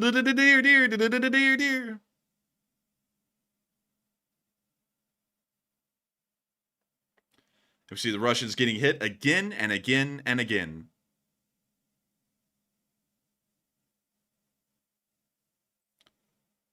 Oh, that's another thing. While we show this clip of Russians getting obliterated, if you send a picture to us of you with the flag, like you don't have to be holding up, just send a picture of the LSA flag flying in the wind or you holding it or whatever you want to do with the flag. If you send a picture to us, we are probably going to be putting it up on our merch store website, or we may even put up really cool ones on our Twitter page directly for everyone to see. Just That's a good idea. Yeah, just putting that out there. If we get some epic pictures of the of the LSA flag, we will put them up on Twitter, and we certainly will put most of them all onto the merch store for everyone else in the Lee Spring Army to see. But with that, as seen in the clip right there, nice to see the 14th was hitting some Russian vehicles in the area, and it's time for us to move on down near Volodymyrivka, where we got to see the loss of a Russian T-80 BVM. And we're going to be muting that, but we can see the BVM right down there, and it's about to get blown away. Ooh, kill him! Ooh, kill him! Oh, he was sneaky, though. He's blending in with that dirt pretty good. Little snakey breaky. And I bet you that thing's toasting right there. It's that fireball. Jose Gonzalez Cruz. He thought he was hitting governor, but he wasn't really. Oh, it blew up. Dear. Oh, dearie me. We have a little wee fire. And Jose Gonzalez Cruz says, I love this channel. I love you. I love the Lee Spring Army. Hey. Hey, let's get a little bit of something going on around here. Put an LSA in the chat if you love the LSA. If you love the channel, too, you know. Because the LSA and the channel are one and the same. But with that, that's the end of that clip. Nice to see a BVM getting blown up. And it's time for us to move on down to the area of Bakhmut, where we got to see today that the 93rd was storming some Russian positions and pushing them back near Botanivka and the northeastern flank of Bakhmut. Whoa. Chad music ensues as they start to clear out these Russian trenches. We actually saw this. Oh my god. Dude, I don't know what it is. I watched this whole clip before the stream ran, and I was like, wow, new clip. And then it hit me. I think we showed this yesterday. So we're not going to be showing that one again. We're going to be moving down to the southern flank, where we got to see a Russian attack fail. Hashtag epic fail. Hashtag loser. Hashtag honey badger. Hey, honey badger, let's go. Hashtag copyrighted. Hashtag muted. Hashtag tank. Be like a normal Twitter person. I don't know why NATO exists. Hashtag deleted. That's it. But it's not a pissing contest, you know. Oh, man. If it was a pissing contest, man, call me a fire brigade because I'd be whipping out the fire hose. But beyond that, we can see the fire in the mortar. Hang on.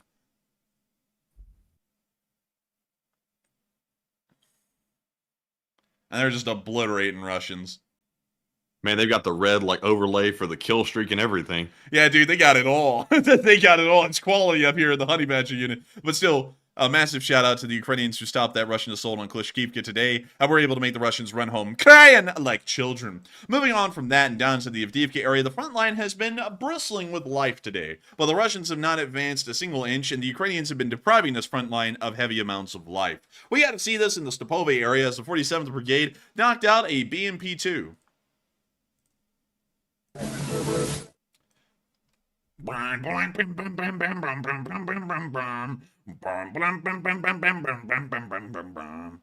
anyways, we can see the drone flying in, hitting the BMP. Oh my god!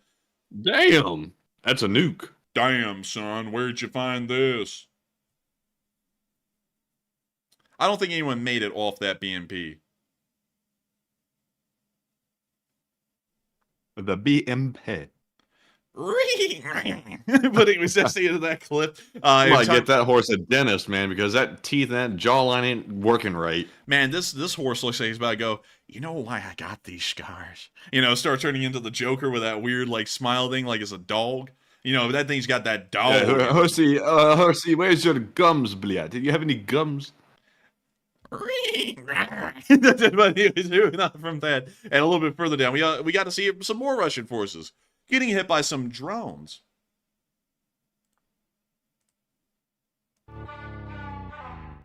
Bang, bang, bang, bang, bang. You know, that stupid music. Anyways, here comes the drone. I'm starting to mock every single song that ever plays. Oh, they shot up a smoke grenade. Pretty sick. Not gonna help them, but it was cool. You wanna know how I got this BMP? Well, my father. You know, start really trying to get to the Joker like the Meguro would be. Man, I feel for Joker. He walks around just laughing like a hyena. Like, I feel for him. Man, that walking Phoenix Joker or whatever it was, that one wasn't really, you know, that walking Phoenix or whatever. But anyways, let me really quickly lock in and let me talk about this BMP. Here comes the drone. Straight down into the engine bay, and we see a small fire smoldering over there. This one goes right into the driver's hatch. Perfect hit. Taking the BMP on out. Cleanly, efficiently, ethically. Moving on from that, and out of that little clip, it's time for us to move on to another area of the front line, near Orlivka, where we got to see the Ukrainians bombing the Orlivka school building. There are no children inside. Here's the clip. Bum, bum, bum, bum, bum, bum, bum, bum, bum. Bonjour, Bing Jilling. But we can see them hit the building. And those Russians are toasted. Toasted, salted, over easy. Oh. Oh. The Ukrainians are like demolition experts now too, I guess. Bro, they really are. They be demolishing, bro. Absolutely demolishing. But hey, Smashing. you know something? I love to see it, Matthew. Me personally, I absolutely love to see it. And I think it is truly incredible, truly fantastic. And I think it's good and something we should see the Ukrainians do a little bit more of. Like these clips right here where they dropped a bomb on another BMP in the area.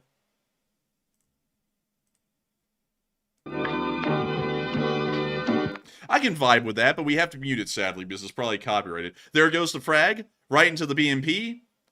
And the Ukrainians are like some U.S. soldiers in Vietnam because they're fragging people now. But there goes the M67. It's about to blow up. Boof. And the ammo will start cooking.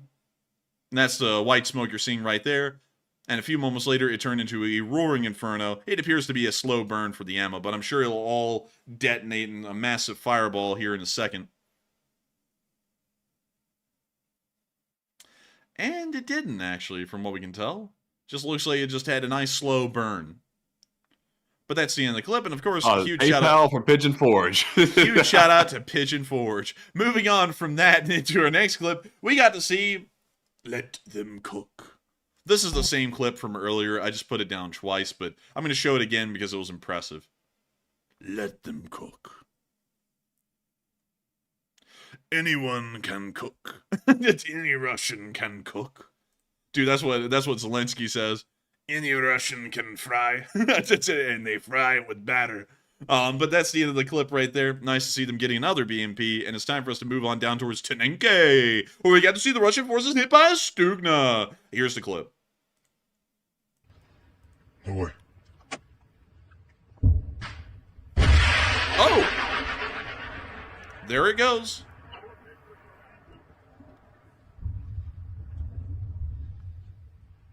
Man, what did Halrose say? Where the hell was it? I saw you say, good idea. I was like, wait a minute, what happened? Yes. Yes, what the Yes! Yes! Well, sadly, I couldn't see what Halrose Sounded like the devil, man. It sounded like the devil talking about it, but it's okay, though, because it's the Ukrainians. Yes, bye-bye. But anyways, that's the end of the clip. Nice to see the Ukrainian forces doing some hard work near Tenenke. Moving on from that and into our next clip where we got to see a Russian BMP getting hit. Y'all wouldn't believe it. It's a whole other BMP. I've just shown you like 7 BMPs get destroyed near Avdiivka today. This is another one. Uh-oh, it's a full house. Call this drone royal because it's about to flush. Pigeon Forge. You would think those guys would look up and see that thing coming and jump off, but it's like they just sit there and like, oh, Bliat, we'll just accept the ultimate fate, Bliat. They hit us with the drone hard. Dude, they're probably thinking, if that thing takes me out, I won't have to go back home to my wife, like, or something like that. But anyways, moving on from that, we also got to see 3 Chinesium go-karts got wiped out near Vajane today, which is on the southern flank of the Avdiivka battlefield. Very nice. And can't wait to see more. Moving on from the Chinesium go-karts and moving a little bit further on down towards Novomykhailivka, we also got to hear a female soldier speak of her experiences in the 79th Tavria Air Assault Brigade. Check it out.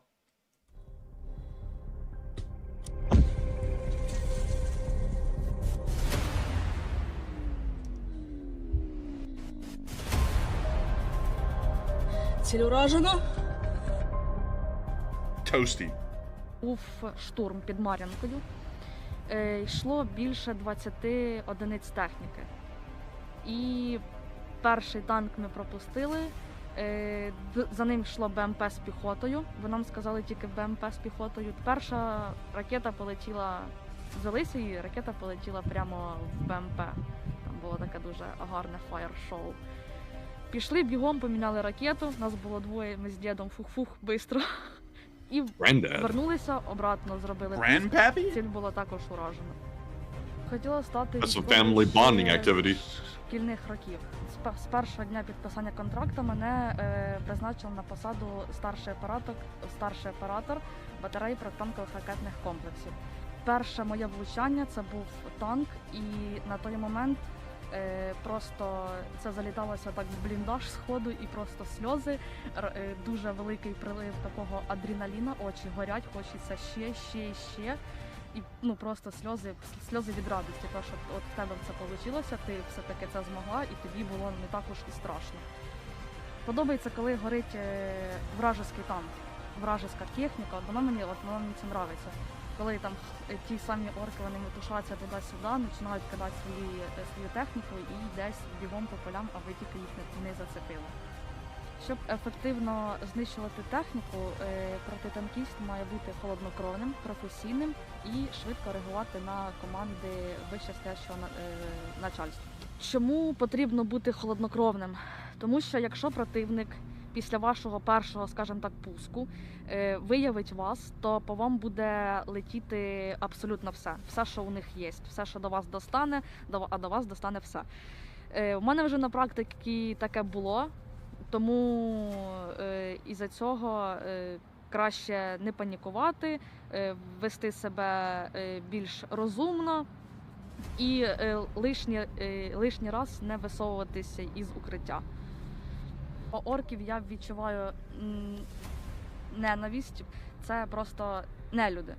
Чому нелюди? Тому що вони прийшли 1 березня 22-го року до мене додому. Вони прийшли в моє місто, вони прийшли туди, де їх, в принципі, ніколи не чекали і ніколи не просили, щоб вони прийшли, якоби їх спасати. Ненависть, мабуть, ще із-за того, що так ти говориш, сидиш з мамою по сигналу, і ти просто чуєш, як вони сидять в підвалі, і цей підвал просто ходить разом із домом. Оці приходи близькі дуже були, і ти це все чуєш, і ти більше переживаєш уже не за себе і не за свій стан, а більше за батьків. Найважче для мене це те, коли орки б'ють по цивільним містам, по мирним людям, які взагалі не мають відношення до військових, до військової інфраструктури, ні до чого військового. От це, мабуть, саме таке тяжке, яке може бути. Тяжко втрачати побратимів, але воно тяжко і розкисати із-за цього не треба, треба топити далі, мститися за кожного полеглого нашого бійця, і тоді буде результат. Постріл!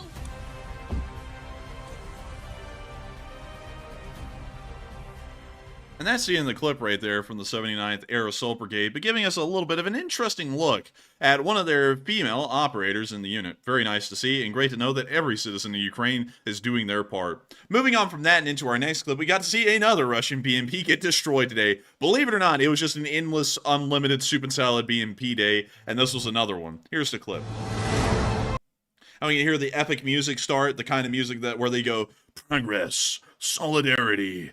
These are the things that Representative so-and-so will present if you vote for him for your district. That was literally like the copyright-free, like, political ad music right there. Listen to that, Matthew.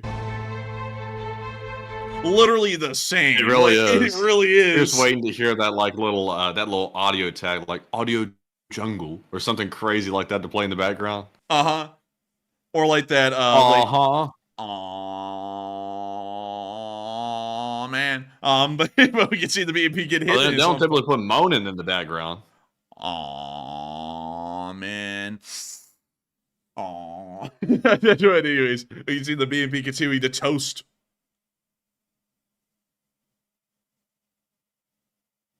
They're toasting good.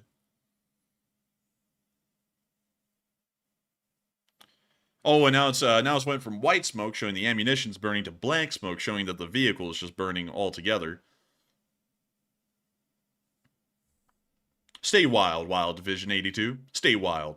Huge shout out to the 82nd Brigade that made that possible. Moving on from that area and down towards the area of Malinivka, we got to see that Russian forces were hit in this area.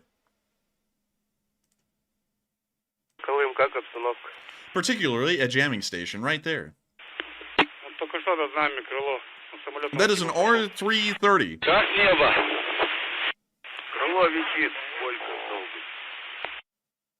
Сейчас узнаю. Смольные утки. На приеме. В поле наша висит. Если ее, наблюдают, нахуй, и есть возможность сбить, пусть сбивают, ёпта. Не надо, нахуй, задавать тупые вопросы. Наша, не наша, Да, понял. Шрам утки. Не надо ее трогать, она в любой момент. Apparently someone's cussing fervently in the background. Короче, блинчик вот этот вот. Эти походу спалили и охотятся. Поэтому давайте аккуратно там. Ракетная опасность.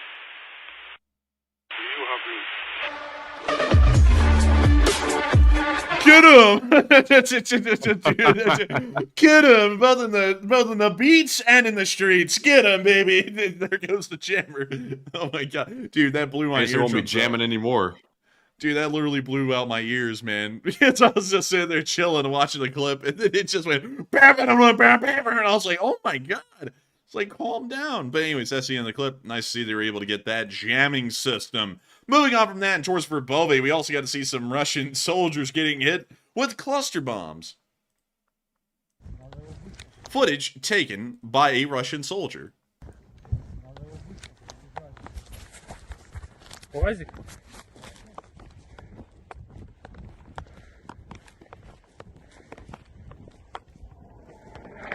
Oh. Oh, that sounded a little spicy. Huh. Oh.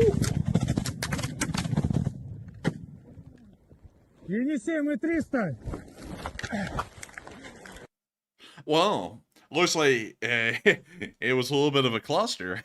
You get what I mean? But moving on from that and that little clip, we got to see that a lot of Russians apparently aren't making it out of those cluster strikes, consistently. This is a simple list. A very simple list of the 200s, meaning all of the dead VDV guys who have died over, I believe, just the past few days or maybe week or two near the area of Robotny. Their date of birth is listed over here, and their name is listed here. So we see that the first page already gets down to 47. The next page gets down to 147. These are all the dead, by the way, not including wounded. And then we see another list that goes from 48 to 97. So let's see, these are the first three pages here. They go in the order of picture 1 is page 1, picture 3 is page 2, picture 3 is of, picture 2 is of page 3, and then picture 4 is of page 4. And it appears that 296 soldiers in that Russian VDV division that is currently fighting near Robotny have died over just the past few days. It looks like the Ukrainians are doing pretty well. I don't know about y'all, but I think they're holding. Get them, baby! But moving on from that, it's time for us to move on up to Kyiv and cover the speech from President Volodymyr Zelensky here on day 744 of the war. And so, without further ado, he doesn't have a peach. And so, we're not sadly, he doesn't have one. He doesn't. There is no speech, no restroom break tonight, Matthew. It's like Amazon up here. We got to keep this thing running all the way. But man, I was looking forward to the speech too. I hate that.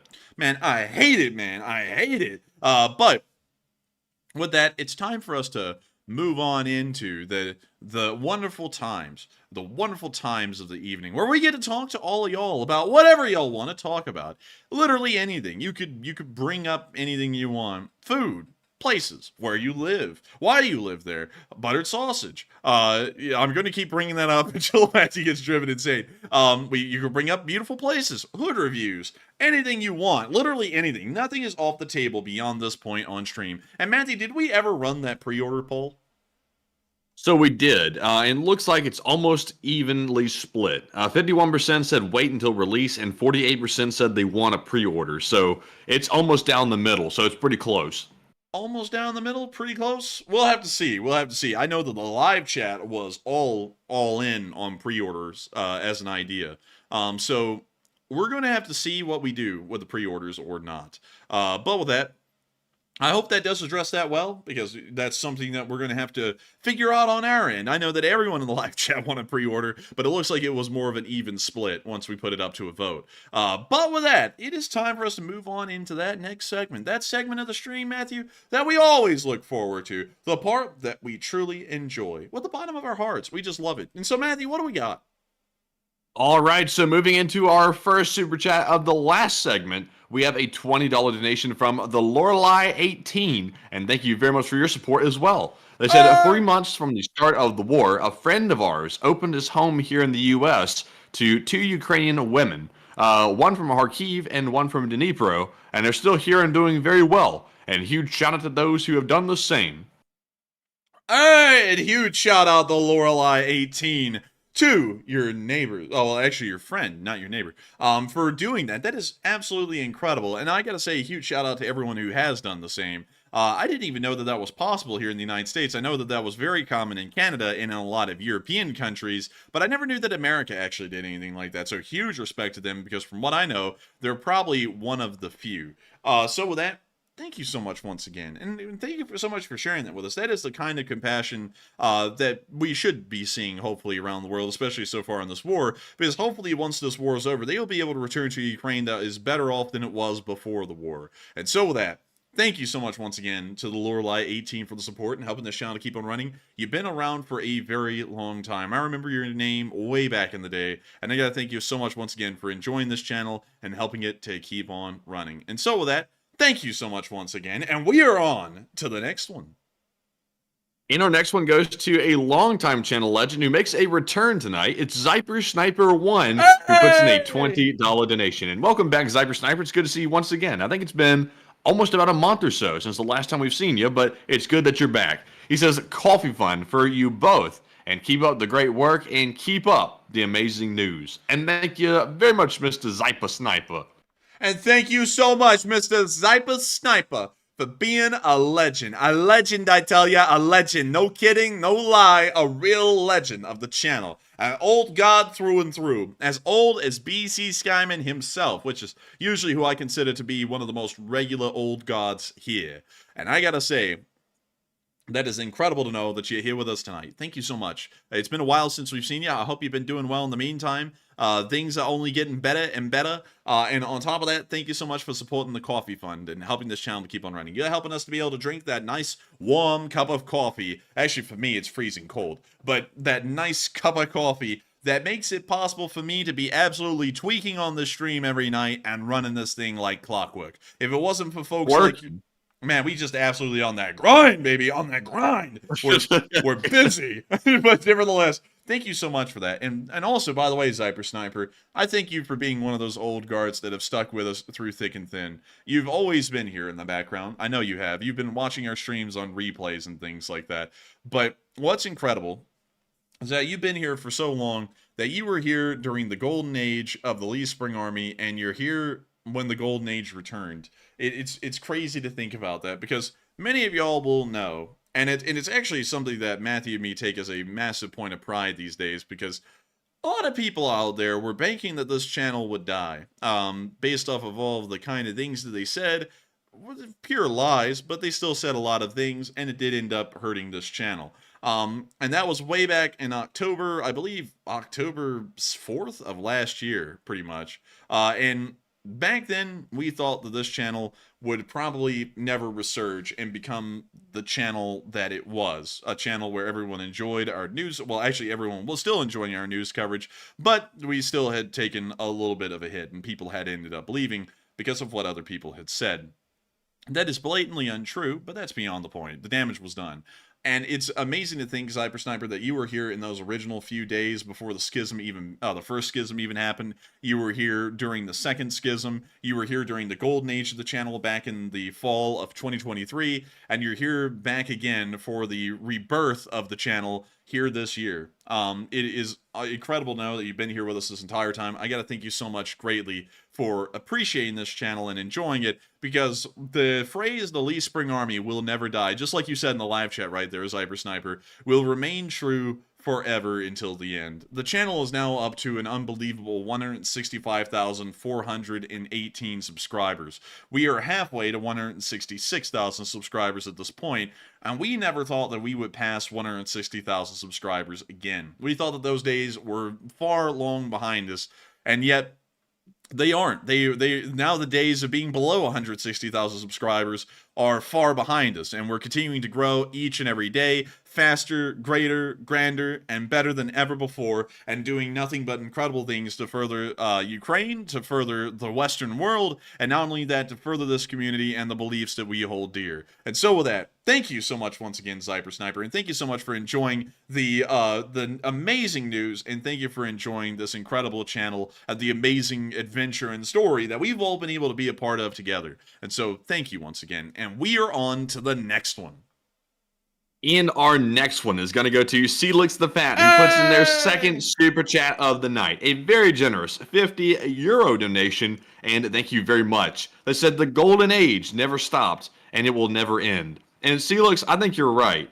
Another thing that really hampered the growth of the channel over the last few months was law school, because one of the largest ways we grow our subscribership and our viewership is through the daily war summaries, and we weren't able to do those during law school for obvious reasons. We were like swamped to the max. So now we have the time to do that. Now we have the time for Patreon, the merch store, all of our daily short war videos, the nightly stream, and as many other projects as we want. The documentary length videos for the channel. So we're going all in, and the golden age is definitely back. And I agree with you 100%. And Enforcer, what say you? I would have to thank you so much, Felix the Fat, for the support. And I love to hear that you're an optimist. You believe that the golden age never even ended, and that the golden age of the channel still keeps going. But I'll be honest with you. The golden age did die for a while. It actually did. I'm a person who believes to be realistic. I'm always an optimist, but when things aren't going well, I always look at them and say, they're not going too well. This is the live subscriber count of the channel right here. This is the channel analytics subscriber count, and you can see right here, this is October 4th. That was the highest subscribership that this channel had all the way up until February 15th, which was my birthday this year. After that, you can see right here that by October 9th, we had gotten all the way down to 157,000 subscribers. And then from there, we reached our absolute peak, our absolute bottom at 156,679 subscribers. But after January 10th, I don't know what happened, but it was like a miracle. We just started to grow again. And we grew, and we grew, and we grew. And now we're rapidly growing so fast that this is actually a pretty rapid growth, even compared to other times throughout the entire channel's history, which is something that I gotta say I'm wildly proud of, and I'm very happy to know, because when this happened... Hey, look, we just gained another one. Hey, look at that. Look at that. Welcome. But welcome to the LSA. When we went through this back in October 4th, it felt like the channel was being persecuted, and it was. For some reason, a small amount of people here in the Lee Spring Army believed that and ended up unsubscribing. And it was something that I didn't really like to see. And it was something that actually angered me greatly, especially for what that was all about, because it was a part of, what we call the YouTube war, and we ended up coming out of it with a bit of a bloody nose, but kept on running, and, did not back down on any of our stances. I mean, yeah, my nose might be bloody. Getting a bloody nose isn't the best thing, but I'm not going to, step down or stand off of my statements or my ideas or my values just because people, for some reason want to disagree with us and stick knives in their back. That's not what I'm ever going to do. And so, to me, past October 4th and up till February 15th, this channel was in the dark ages because it was not at the highest that it had been at. So that is what I call in channel history the dark ages, if y'all are ever wondering. That, in my mind, was the absolute bottom that the channel could have ever reached, was the dark ages right there. But past February 15th, right here, because we were at 160,088 on Valentine's Day, and then on my birthday, we passed the number of 160,166, meaning that we finally exited the Dark Ages and entered the Golden Age again. And since then, it has not stopped. From February 15th to now, we have ended up getting an additional 5,300 subscribers or so. And I gotta say that it is a wonderful thing to know that we have continued to gain so many subscribers. People are enjoying this channel greatly, and it just means a load to me, Celix, that you were here before that. Like I was talking about too, and let me make sure that I get it correct, Zyper Sniper, who is a channel legend like you, Celix, through and through. I'm so happy to know that people stuck with us through that and are managing to still enjoy this channel, support it, and know what we were really here for way back at the beginning. And so with that, I got to thank you so much once again for the support. I hope that does address that well, and thank you so much once again for being an absolute legend of the Lee Spring Army and believing that the Golden Age will never die, just like the Lee Spring Army will never die. And so with that, thank you so much once again. I hope that does address that well, and we are on to the next one.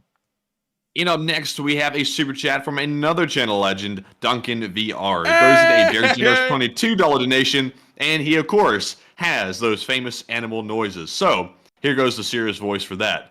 He says, Bamuba, Enforcer, Baba, does a very good horse imitation. Meow, quack, ba. How is Matt's horse noise? Baba, moo.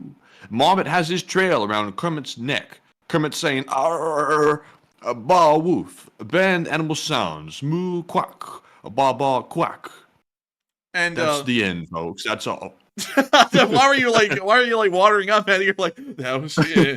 That was all. And then, man, my pride just left me. That's why I was crying for Sign the contract, big boy. Sign the contract. I've seen that clip of Tyson doing that. Yeah. I'm looking forward to that fight of Tyson, by the way. He's fighting that Paul kid who can Jake actually or fight Logan? pretty decent, even though Jake can actually fight decent. Like, I don't like the guy, but he actually is a decent fighter. But I'm waiting to see if it's going to be rigged or not. Is it going to be like, where Tyson kind of like goes in weak and sort of like loses or what? Some of those fights seem a little bit wishy-washy, if you ask me. But Enforcer, what say you? I would say, I wonder how that fight's going to turn out. Because it's going to be on Netflix, and I feel like Netflix being not really being a boxing deal, it's more so like a show deal. They might actually, maybe try and rig the result. I'm not saying they're going to rig it, but it seems like something that if anyone would do it, Netflix would probably be a company that would have an incentive to do something like that. But beyond that, I do have to say, Duncan, thank you. And Matthew, what does your horse noise sound like? Real bad man. Oh, let's see. Like, Zoink Scoop, I think we got a horse. But anyways. Robo Raggy, horsey. Raggy, the horse is here. But anyways, thank you so much for the support, Duncan VR. Thank you for throwing in your animal noises. And thank you so much for making this night so much more memorable by throwing that in. You're making someone out there angry that we're reading that off. Because we're supposed to cry, damn it! Cry! So, thank you so much for that. Bo-ho, bo-ho-ho.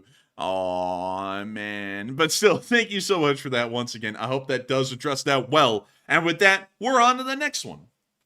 And the next one goes to Panama Floyd, who is yet another channel legend. He puts in a 20, and thank you very much, Panama, for that support. Hey! He says, for the, quote-unquote, not making a killing from the flag fund, and take one from the question, or from the chat, please. And Panama, that is something that I was determined to do. Our merch and stuff like that is not for us to necessarily make a killing off of. We obviously make a small profit off of it, but not a killing, because we're not trying to gouge everyone. Obviously, the merch is for y'all who are the fans, and y'all want to have a piece of the LSA, and we're going to sign the flags this time, which makes it even more special, and put special packaging with it. So we're not trying to go out here and gouge folks, which I've seen some other YouTubers do in the past. I've never really liked that look. So as long as we break even on the thing, I'm happy, and a small bit of profit is good to go. And also 10% of the profit to charity is even better. So I agree with you. I like that fund. But Enforcer, what say you? And I would have to thank you so much, Panama Floyd, for supporting that fund as well. Because we are probably going to break even in reality on the whole flag deal. Because it, like we were saying, we're not trying to get merch to make a profit off of necessarily. It's more so to finally do the things that I've wanted to do, Matthew's wanted to do, like actually get LSA flags out there in the world.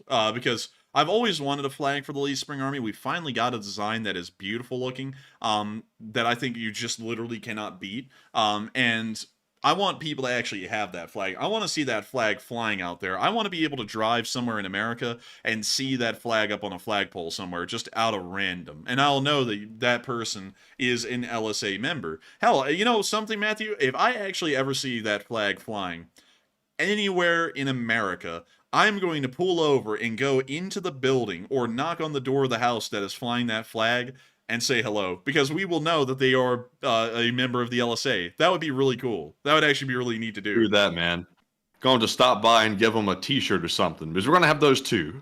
Yeah, stop by and get a selfie, sign it again, something like that. Yeah. Who knows? Like every time we see an LSA flag flying, you get another signature on your flag, like it's some kind of like a punch card at a yogurt stand. But beyond that, I think that would be really cool. I would love to do that, and I love to know that we're finally able to get some actual symbology out there for the Lee Spring Army, even if we don't really get anything out of it. Because after we end up paying the taxes on the stuff, out of the profits, we have to pay the taxes. We also have to pay the manufacturers. We have to pay for distribution, everything else, all the little trinkets that we're putting in with it. It will probably break even from what we're doing at the moment. And so we'll have to wait and see if we can ever make that ever make this a real big thing, but I'm hoping we can, because it'll be amazing if we really are able to make that possible. And so with that, I hope that does address that quite well, and thank you so much once again for the support and helping this channel to keep on running, Panama Floyd. And also, someone said, "Whoa, shots fired." Yeah, I don't know why. That person in particular, Matthew, has been here for quite a while. You say something about Neil deGrasse Tyson that's your opinion, and then they immediately stick up for him. It's like who in the world do you talk to more, Neil deGrasse Tyson or us? Why in the world are you going to attack Matthew for an opinion? That person was actually a bot. I've seen them elsewhere as well, so I was not surprised to see that. Wait a minute, no. You're not saying you don't mean a bot. You mean a rat. Wait a minute, no. I'm sorry. You don't mean rat. You don't mean a rat. You actually mean a hot dog salesman. Yes, and aw man. Aw man, it sounds like a bot calling the kettle black. Aw man. Aw. You know, bots can be gray. You know, I'm just saying. That's a wrong assumption. I'm just saying. Isn't it like it is the modern day? Pots can be any color you want. Like, you know, like there isn't such a thing as a cast iron skillet being the only thing now, and it's being pitch black. I mean, you can get like red pants these days, or blue ones if you want. Why the hell are you saying black? What's up with that? Huh? You know, I gotta say, man, I think we're getting down to something there. Y'all might want to pay attention to that. But with that, and also real quick, by the way, while I see this question, while it's on the top of my mind, I see someone saying, are you going to have an email address or something for pre-orders? We won't be doing an email. We're actually going to publish our storefront, which I was actually planning on publishing it toward the end of the month. So it's going to speed up my timeline just a little bit. But we're going to publish our storefront and put the flag pre-order on there. So that way it'll be a full-on checkout process and all that stuff. So that way we can keep track of it through our system. So that way we don't lose track of everything. Because it's going to be probably a decent amount of orders.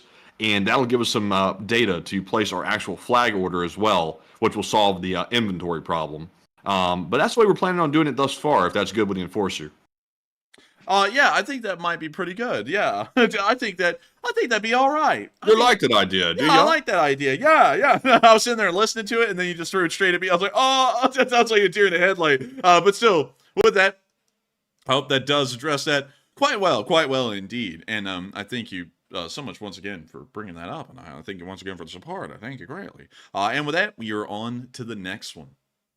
All right, and the next one goes to Celix the Fat, who puts in a $50 donation yet again. That's the third one of the night, and thank you very much, Celix or Felix the Fat, for that support. They said that drop was like a walk to the gym. You lose unnecessary audience, and the people that aren't interested in reality and accurate news, and you trim them away. It's like a salad fund. Hey! Hey! And Celix, you're right. I mean, if people were going to walk away over the stupid crap that was said about this channel, then have at it. I mean, you know, that's really how I look at it now. But originally, mentally for me, I was like, this could not get any worse. I was like, we did what was right.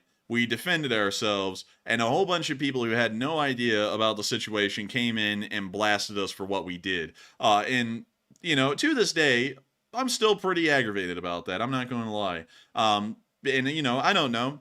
Maybe those people have actually seen over months that the side they picked was not the right side. You know, whether they do or don't, that doesn't really matter, you know, because what happened, the damage was done. But that's how we look at it now, 100%. But back in the day, that was not the way I looked at it. And that's why I deemed the entire thing the Dark Ages, because it was not the peak of the channel. I always want the channel to be going on the up and up. And if it isn't, then I'm disappointed. I'm saddened. Not disappointed at y'all. I'm just disappointed in myself, really, and how the channel is going, and I want it to do better every single time. But in reality, it's no big deal. The Lee Spring Army survived. The Lee Spring, really, the Dark Ages is got a silver lining to it, because one thing it proved is that no matter what, the Lee Spring Army will never die.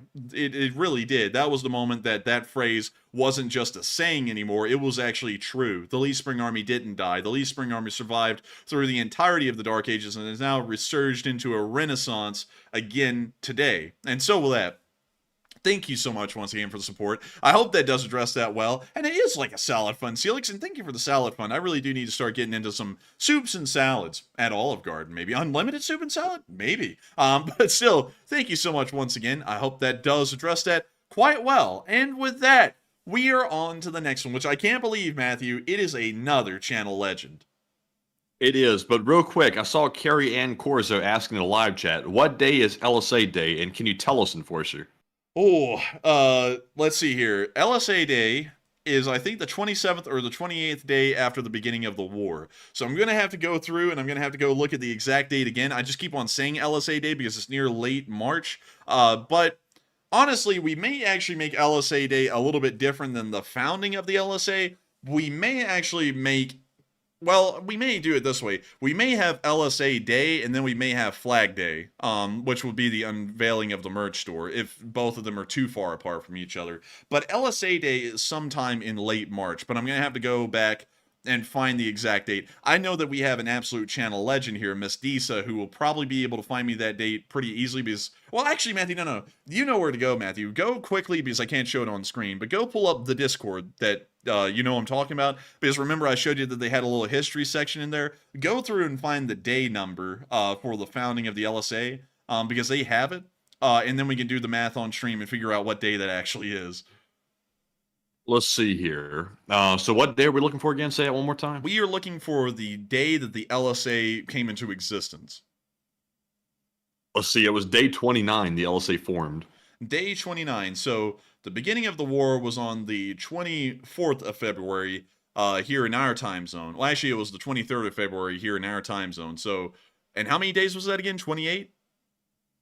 It was day 29. Day 29. So that was almost a whole month away, meaning that LSA Day is in late March, sometime around. Let me actually see. Let me pull up a calendar on my phone and let me just make sure. So let's see here. There we go. So also big props to the Ukraine war discussion Discord channel for like keeping this list. Because see, they're updating it day after day. They even added the day when Pterosaur created the LSA flag as well. So it's really up to date. 6, 7, 8, 9, 10, 11, 12, 13, 14, 15, 16, 17, 18, 19, 20, 21, 22, 23, 24, 25, 26, 27, 28, 29. So LSA Day is going to be March 23rd. I don't know if we're actually going to have the merch store ready by the 23rd of March, because that is almost, right now it's straddling like right at the very end of March and the beginning of April. So we may actually have to have LSA Day and then Flag Day a little bit later on down the line. So with that, I hope that does address that well, Carrie Ann, because I actually didn't know the specific day, but put it down. I'm going to put it in the chat. March 23rd is LSA Day. That is going to be an official channel holiday from here forward. Like, I guess we're going to end up having our own channel holidays, but March 23rd is LSA Day. It's going to be LSA Day every year from this point forward, because that was the day the LSA was actually formed.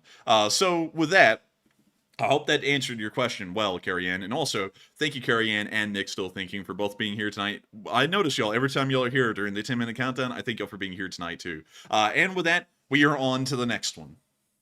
All right, and our next one is going to go to another channel legend. It is Walter A. Lakota Jr., who throws in a $50 donation. And thank you very much, Mr. Bosun, for that support. He says, aloha, the Enforcer Matt, and LSA from OG Ellison Bosun. Yes, sir. He says, check your Patreon. I left both of you a message. And fun fact one shot is equivalent to 15 fathoms or 90 feet of chain. And take a question from the chat on me. And I thank you so much for the support, Walter A. Lakota. And I'm looking at the Patreon right now, and I only see one message. And I don't know if it's you, because the name is different. But all it says is great job, guys. I saw him join. He joined 8 minutes ago, it looks like Walter did. I don't see a direct message from him yet. Let's see. Let me see if I'll see one. Patreon's weird. Like, the app doesn't, like, update for a solid, like, let's see, 5 minutes or something. I'm trying to get the update for me, and it even won't do it. I have to log in from the website, because for some reason the app is, like, buggy.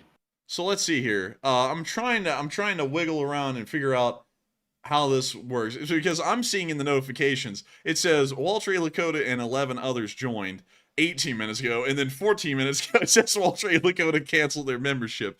So I don't know if that's dated or not. I don't know, because I think you are back in here, Walter. But man, he left a message and dipped. That's it. He said, "Hey, what's up?" and then hopped right out. But hey, that's up to you, Walter. I don't know if you are still in or still out. I'm not sure. But beyond that, I wish I could see the message. I'm not seeing it at the moment. Maybe I don't know. Do not try. Like, if you did remove your membership and you were just there to drop a quick message in the Patreon, I wouldn't do it again, just so that way the message appears, because maybe it only stays up if you're a patron member at the moment. Maybe that's how it works, because I'm not seeing one.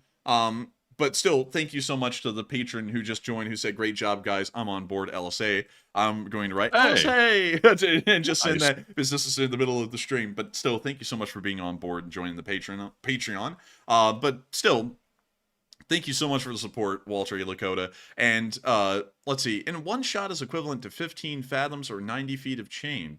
That is pretty cool. I actually didn't know that, Walter A. Lakota. That is new maritime information for me. Me, the enforcer. Not no G. Ellison Bosun, but still, Supreme Commander of the LSA Navy, or the LSN, the Lee Spring Navy. And also, Matthew, we're going to have to get Torosaur working on a Lee Spring Navy flag, because we have the Lee Spring Army, but wouldn't it be cool if we had the Lee Spring Navy and the Lee Spring Air Force, and maybe the Lee Spring Marines as a department of the Navy? That would be cool. And also, Pterosaur, if you're listening tonight, which I'm not sure if he's here tonight, I don't think he is, but if you listen to this later, we're going to be sending you a special thank you package for all the work you put in on that flag, because that was a super nice design, and we want to make sure that you are thanked for it tremendously. So we're preparing a special package for Pterosaur individually to thank him for his work as well. And we shall. But nevertheless, I hope that does address it the best I can. Sadly, I do not see the message, but when we do, hopefully we will be able to address it, or you could send it through our Twitter DM if you wanted to be a little bit more private. But nevertheless, thank you so much once again. I hope that does address that well, and we will make sure to grab one from the live chat. So what do we got, Matthew? And the question from the live chat goes to Epic Trains Canada, who says, if France does get involved in the war, would they send their aircraft carriers into the Black Sea? Ooh, I don't think they'd be allowed to, but they do have some sick aircraft carriers. Let me go pull up French Navy equipment. List of active ships in the French Navy. Oh, goodness. So they have 3, but really 3, well, actually they have 4, but really 3 of them are LHDs, as we call them here in America. But this is it, the Charles de Gaulle. Charles de Gaulle. Sounds like Charles de Gaulle. I don't even know where I was going with that. Go ahead. Charles de Gaulle was the leader of Free France in World War II, and was one of the most influential presidents of the Fourth French Republic that came into existence after the end of World War II. He was popular in the beginning, ended up not really being so popular near the end, much like many people here in the West, but still a very influential person in France's modern history, and that's what the aircraft carrier is named after. Did y'all know that the Charles de Gaulle has a bakery on board that can produce 5,000 baguettes a day, and then was refitted, I think sometime in the late 2000s, to being able to produce 10,000 baguettes a day. Did y'all know that? It's a very French thing about that aircraft carrier. Because the bakery... That's cool. I'll take one. Yeah, because the bakeries are actually designed around the concept of actually being able to make fresh baguettes, because bread is such an important part of French culture, an unbelievably important part, and baguettes are not just a stereotype, it's actually one of the most common forms of bread that is found within France. France actually has a lot of laws about the production of bread and the specific ingredients that can be used in a legally permissible bread. There is such a thing in France as an illegal form of bread, or a bastardized or adulterated bread, and it's a very, very strict law that they have in France. Very cool fact about France, and a very neat thing about their culture. But beyond that, this is the Charles de Gaulle. This is the only real proper aircraft carrier that they have. Still, it is by the numbers, this is actually the most potent aircraft carrier in the world outside of the U.S. Navy. Pretty cool about that, too. That's pretty cool. It doesn't look like really potent. Like, I'll be honest with you, it looks a little bit like a mini ship, but I guess it could be potent. One second, let me go pull up the Gerald R. Ford, and let's look at the displacement of this thing, because I think Gerald R. Ford aircraft carrier, not the president. But let's see here, displacement. So, yeah, I mean, this thing isn't going to be as big as the Gerald R. Ford pictured here. Yeah. See, man, that's the one I'm thinking about. This big one. These are super carriers, though. I mean, these are the biggest aircraft carrier. This is the biggest aircraft carrier in the world right now. And this thing has a displacement of 100,000 tons in a full load. The Charles de Gaulle has a displacement of 42,000 tons, meaning that the Charles de Gaulle, by displacement, is less than half the size of the Gerald R. Ford. Yeah, it looks like it too. But I mean, size isn't the only thing that matters. I mean, it can be very potent, even as a little one. Yeah, you know, size doesn't matter. Yeah, yeah, but you know, beyond that, they also have the Mistral class, which are these cute little itty bitty LHDs. But if the French got involved, I don't think they'd even be able to get their military ships, well, their naval ships through the Bosphorus and Dardanelles, because I don't think the Turks would allow it, but they would probably end up using them. And I gotta say, Matthew, this is literally the cutest looking little amphibious warfare ship I have ever seen. I mean, it is so small. That thing looks like a death trap. Like, it looks like it's ready to flip over if a wave hit it or something. You know what it looks like? It looks like one of those car-carrying transport ships. You know, the ones that they use for intercontinental, like, car transport? Yeah, that one that sunk, like off of North Carolina or something like that. Yeah, a while back. The one that flipped, the one that flipped and capsized. Yeah, that one. Yeah, it looks pretty close, man. It looks like it's like a rubber ducky. I don't know what about it like makes me think that, but it looks like it's very, very flip over, like prone or something. So this is what I'm talking about, the LHD. This is the USS Wasp. What? I said, ugh. Brother, ugh. Brother, I don't like that. I don't like that at all. Let's see. This is hang on, hold up. They have a modern version, a predecessor. Let me see. This thing is there's the Wasp class amphibious landing ships. But they're succeeded by the here we go. This is the modern kind of amphibious assault ship that we have, the America class right here. Huh. And this is the newest one? Yeah, well, I'm not really... Let me check. Oh, yeah, this is the newest one, actually. The first one was put in commission in 2014, 10 years ago. It looks like they've added some more stuff to the top of the roof, I think. I think they've put everything they can on the roof of that little thing right there. Matthew, it's got like every antenna like on the planet. Matthew's astute observation. They put more stuff on the roof. Yeah, hell yeah, man. They added like enough antennas to like communicate from here to the other side of the world with all that. But they probably can, no lie. That's probably the capability of this thing. But LHDs... Oh, in my opinion, the LHDs always look a little comical compared to an aircraft carrier, but this thing still looks like leg uppy. Like, this thing is leg up. You know what? This thing isn't being called the Mistral class. If we ever have to show this thing on stream anymore, it's going to be called leg uppy because it looks like leg uppy. You know what I mean? What's the name of the boat? This thing is the Dichmude. Yeah, I was gonna say, how do you say that name exactly? That's what I was like. I was looking at the boat and then looking at the name, like, huh, that's a interesting kind of weird name for that boat. You know, what's the displacement of this little thing? Dang, actually, it's kind of a little big, 21,500 tons. What's the displacement of this thing? They measured the displacement of that one in tubs, like that last one. It looks like a tub. Yeah, didn't they? But this one, dude, this is crazy about America. This is considered an amphibious assault ship here in the United States Navy. This thing has a displacement of 45,693 tons. The French aircraft carrier, the actual aircraft carrier, is smaller than our amphibious assault ships. Oh, that's weird. That's whack. So this thing by displacement is actually as big as the Charles de Gaulle. Huh, that's... my eyes can't visualize that, but I'll take your word for it. Yeah, that's pretty wild. Anyways, we've gone down on a massive naval rabbit hole. But beyond that, I do thank you for the support and sponsoring that live chat. And to get back to answering that question about the French Navy going into the Black Sea, probably would not be possible. But once again, they could just, if they wanted to, they could just end up mooring their aircraft carriers in the Aegean Sea, in international waters, and then just using their aircraft in the Black Sea that way. But with that, I hope that does address that well, and thank you so much once again for the support and sponsoring that live chat. And with that, we are on to the next one. And the next one is going to go to Hal Rose, who is yet another channel legend who throws in a $33 donation. And thank you very much, Sir Hal, for that support. He says, Enforcer, why would Zelensky go to Turkey, to see Erdogan and talk about the Bayraktar and Slav Ukraine? And that might be why he's there, maybe. Maybe the Bayraktars are running low on supply in Ukraine, and maybe he needs some more, and he needs Erdogan's permission to get them. Now, that could be one reason.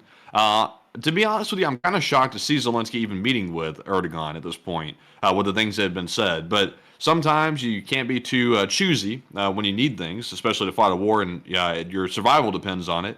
And you got to meet with those folks sometimes. I'm sure Zelensky wasn't too hot about it or wild about it, but he's doing what has to be done. But Enforcer, what say you? And Slava Ukraini. And thank you so much for the support, Hal Rose. And the reason why I think Zelensky's down there is for military support, of course. Probably Bayraktars, maybe Bayraktar munitions. But he was also down there to commission the brand new, I believe it's a frigate that is being built for the Ukrainian Navy inside of Turkey. He actually commissioned it and gave it its name today. So he's down there for a couple of things, but it's all largely military support related. And I have a feeling that the Baykar company that produces the Bayraktars was a big part of the reason why he's there. But with that, I thank you so much once again for support, Hal Rose, and helping this channel to keep on running. Thank you for being a legend and a long-time viewer, and thank you once again. And with that, we are on to the next one.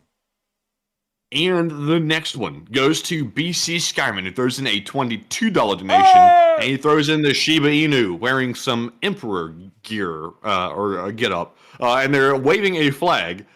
This is number 1 on it. I'm telling you what, thank you very much, BC. That's a high praise. The Shiba Inu is putting his back into it, and I love to see it. But thank you very much for our support. And Enforcer, what say you?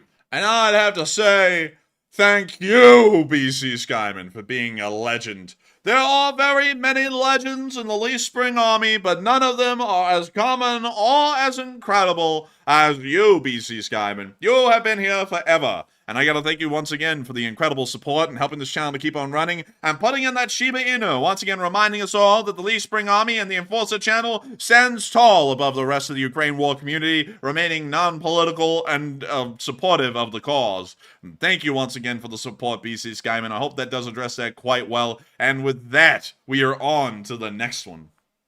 All right, and our next one goes to George A., who throws in a $20 donation as well, and it does not leave a comment. But thank you very much, George, for that support. And Enforcer, what say you? And I gotta thank you, George A., for the support. Hey, George A. Oh, man, it's not a pissing contest. But anyways, I gotta thank you for the support and helping this channel to keep on running. And of course, just supporting the channel. You didn't throw in a comment, but we always appreciate you for helping out this channel and helping us to keep it running. And I can't thank you enough. And so thank you so much once again. I hope that does address that quite well. And with that, we are on to the next one. Before we go, though, to the next one, I will say one more thing. Long live the Lee Spring Army. And with that, we're on to the next one. And the next one goes to Charge, or Chargey, who puts in a $20 donation. And thank you very much as well. They said, Enforcer Matt, can you wish a happy birthday to my cat? His name is Sasuke, a Japanese ninja character. And sure thing, happy birthday to Sasuke.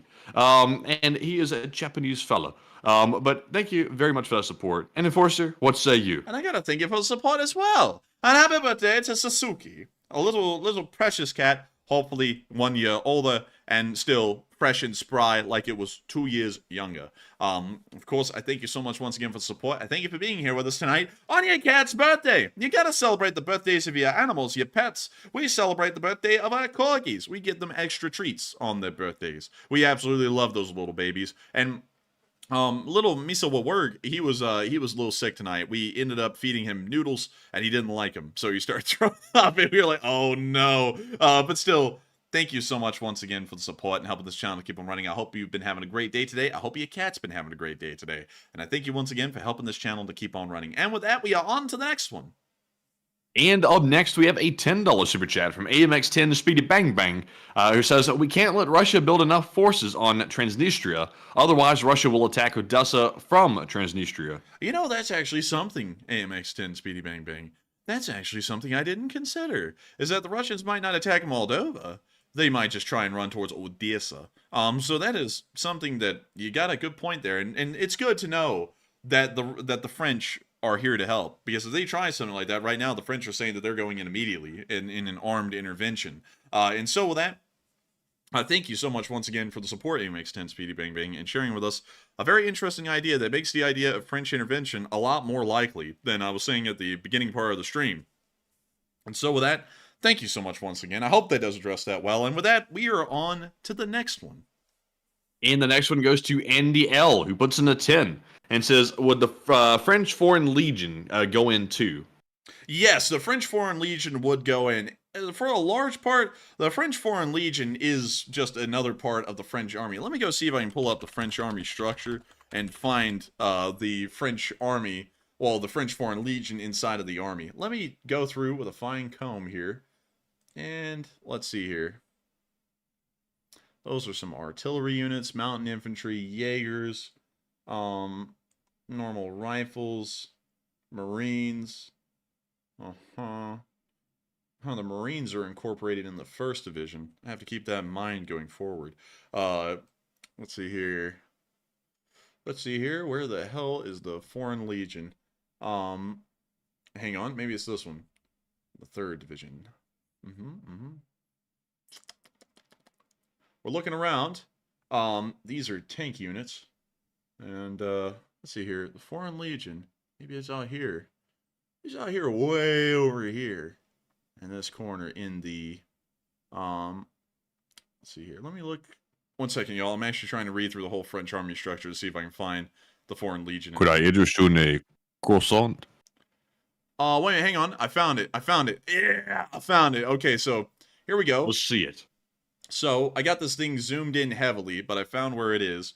Because believe it or not, y'all, I can read a little bit of French. So I was able to find it. Here it is right here. This is the command of the Foreign Legion, the Légion étrangère, or something like that. It's the Foreign Legion in French. But you scroll down here, and here are the Foreign Legion units right here. It's not actually that big. It's made up of 2 regiments of the Foreign Legion, and then there's a recruitment unit right here. And it says it's a group, so I don't know how big that unit actually is. And then there's also, interestingly enough, there is a Foreign Legion infantry unit attached to, and let's see what this is actually attached to. The, I don't know what that's attached to, but it's something foreign, because it says étrangère right there. Oh, wait a minute. This is the Paris command. So there's an actual Foreign Legion infantry regiment under the Paris command. Because this is specifically just for the Paris area, apparently. So going off of that, the French Foreign Legion would probably join in the action because it's under the major French army structure. And now I'm going to zoom out, and this is the entire French army's structure at the moment. This doesn't include the Air Force or the Navy. This is just specifically the French army and all of the units that are there. But if you get a little bit of a concept of any kind of a language, it actually becomes pretty easy to read the army structures. We can do this with the Russian army if we ever want to, although theirs is like 10 times larger than the French. Well, actually, it'd be more like 5 times larger than the French on paper. But you can find all kinds of stuff. You can find all of the radio, the like the comms guys, the signal corps is what we would call it here in America. You can find psyops. That's it. There he is, right there. You can find the intelligence units. You can find all that stuff here in this, and also on top of that, NATO symbols are fairly easy to work with. The crosses, like St. Andrew's crosses right here, those are all infantry units. The ones with like the little seagull thing on it, or those are the airborne units. The ones with the ovals in them, I believe those are like motorized units or mechanized units or something like that. And then, let's see, I think I might be able to find us a full-on armored unit somewhere over here in their roster. Let's see, I would believe that these would be something like armored units right here, if I remember the designations correctly. Correct me if I'm wrong in the chat. These are mountain units. You can see that all the chasseurs alpins, which literally mean mountain infantry, they all have this little black triangle at the bottom. That's for, mountain infantry, or more so like, well, yeah, that is what they are. They're just mountain infantry. But still really cool. And there's actually a lot of support units in the French army. When you actually take a look around, there is a very high amount of them, and that shows that this military will probably perform incredibly well, because it doesn't matter about having a massive number of frontline troops. It really just matters that those frontline troops are always operating at 100%. And if you have a lot of support units, they usually are, and their attrition is usually also fairly low as well, because they're so well off compared to their adversaries that their adversaries never get an upper hand on the battlefield. But with that, I hope that does address that well. And thank you so much once again for support and helping this channel to keep running. And yes, to answer that question, the French Foreign Legion would be involved in any kind of French action inside of Ukraine, because it's not like an outside part of the French army. You can see right here, according to the actual structure of the French army, it falls under the army's command, the actual army level command.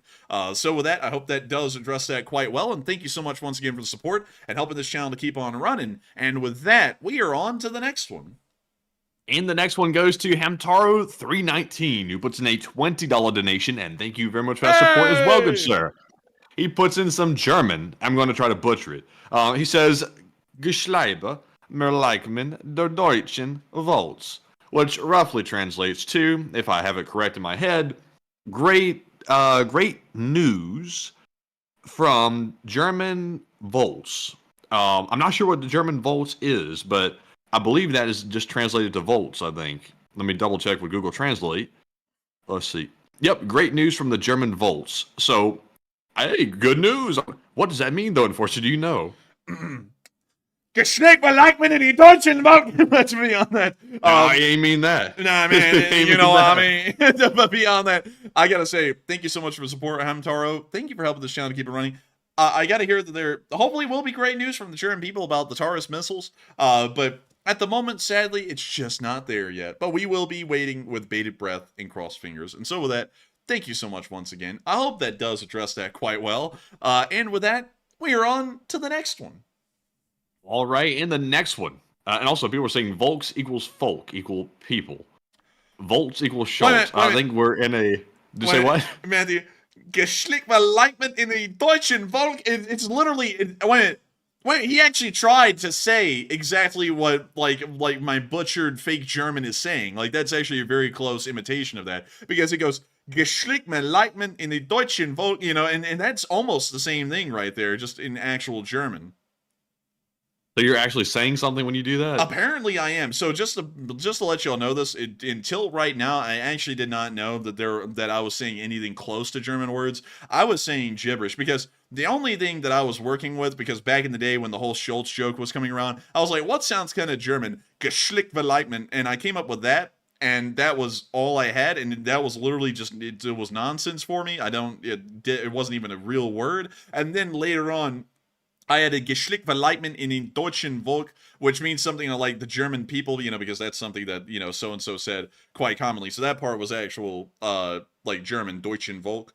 So what Hamtaro did right there is that he took the whole gibberish part at the beginning and actually made it, make it mean something. And it sounds a lot like it. So now I'm getting scared to do that anymore because apparently it's real German. But with that, I hope that does address that well. And Matthew, you went, nuh-uh, and then we sat there and broke it down. It's pretty much almost the actual thing. But with that, thank you so much once again for the support and helping this channel to keep on running. Apparently, I am actually saying something in German. Never even knew that until right now. I'm still going to keep saying it because for me, it's gibberish and it's a funny joke. But still, thank you for sharing that with Sam Taro, and thank you for helping this channel to keep on running. And also, by the way, I finally saw, Matthew, the you know, Mustache Man translated into English, and it was so bizarre because really you could take the first part of what he was saying and the second part, and you could just split it off into both groups. Like, you know, both groups kind of do the same thing. I was like, oh my god, that is insane. Like,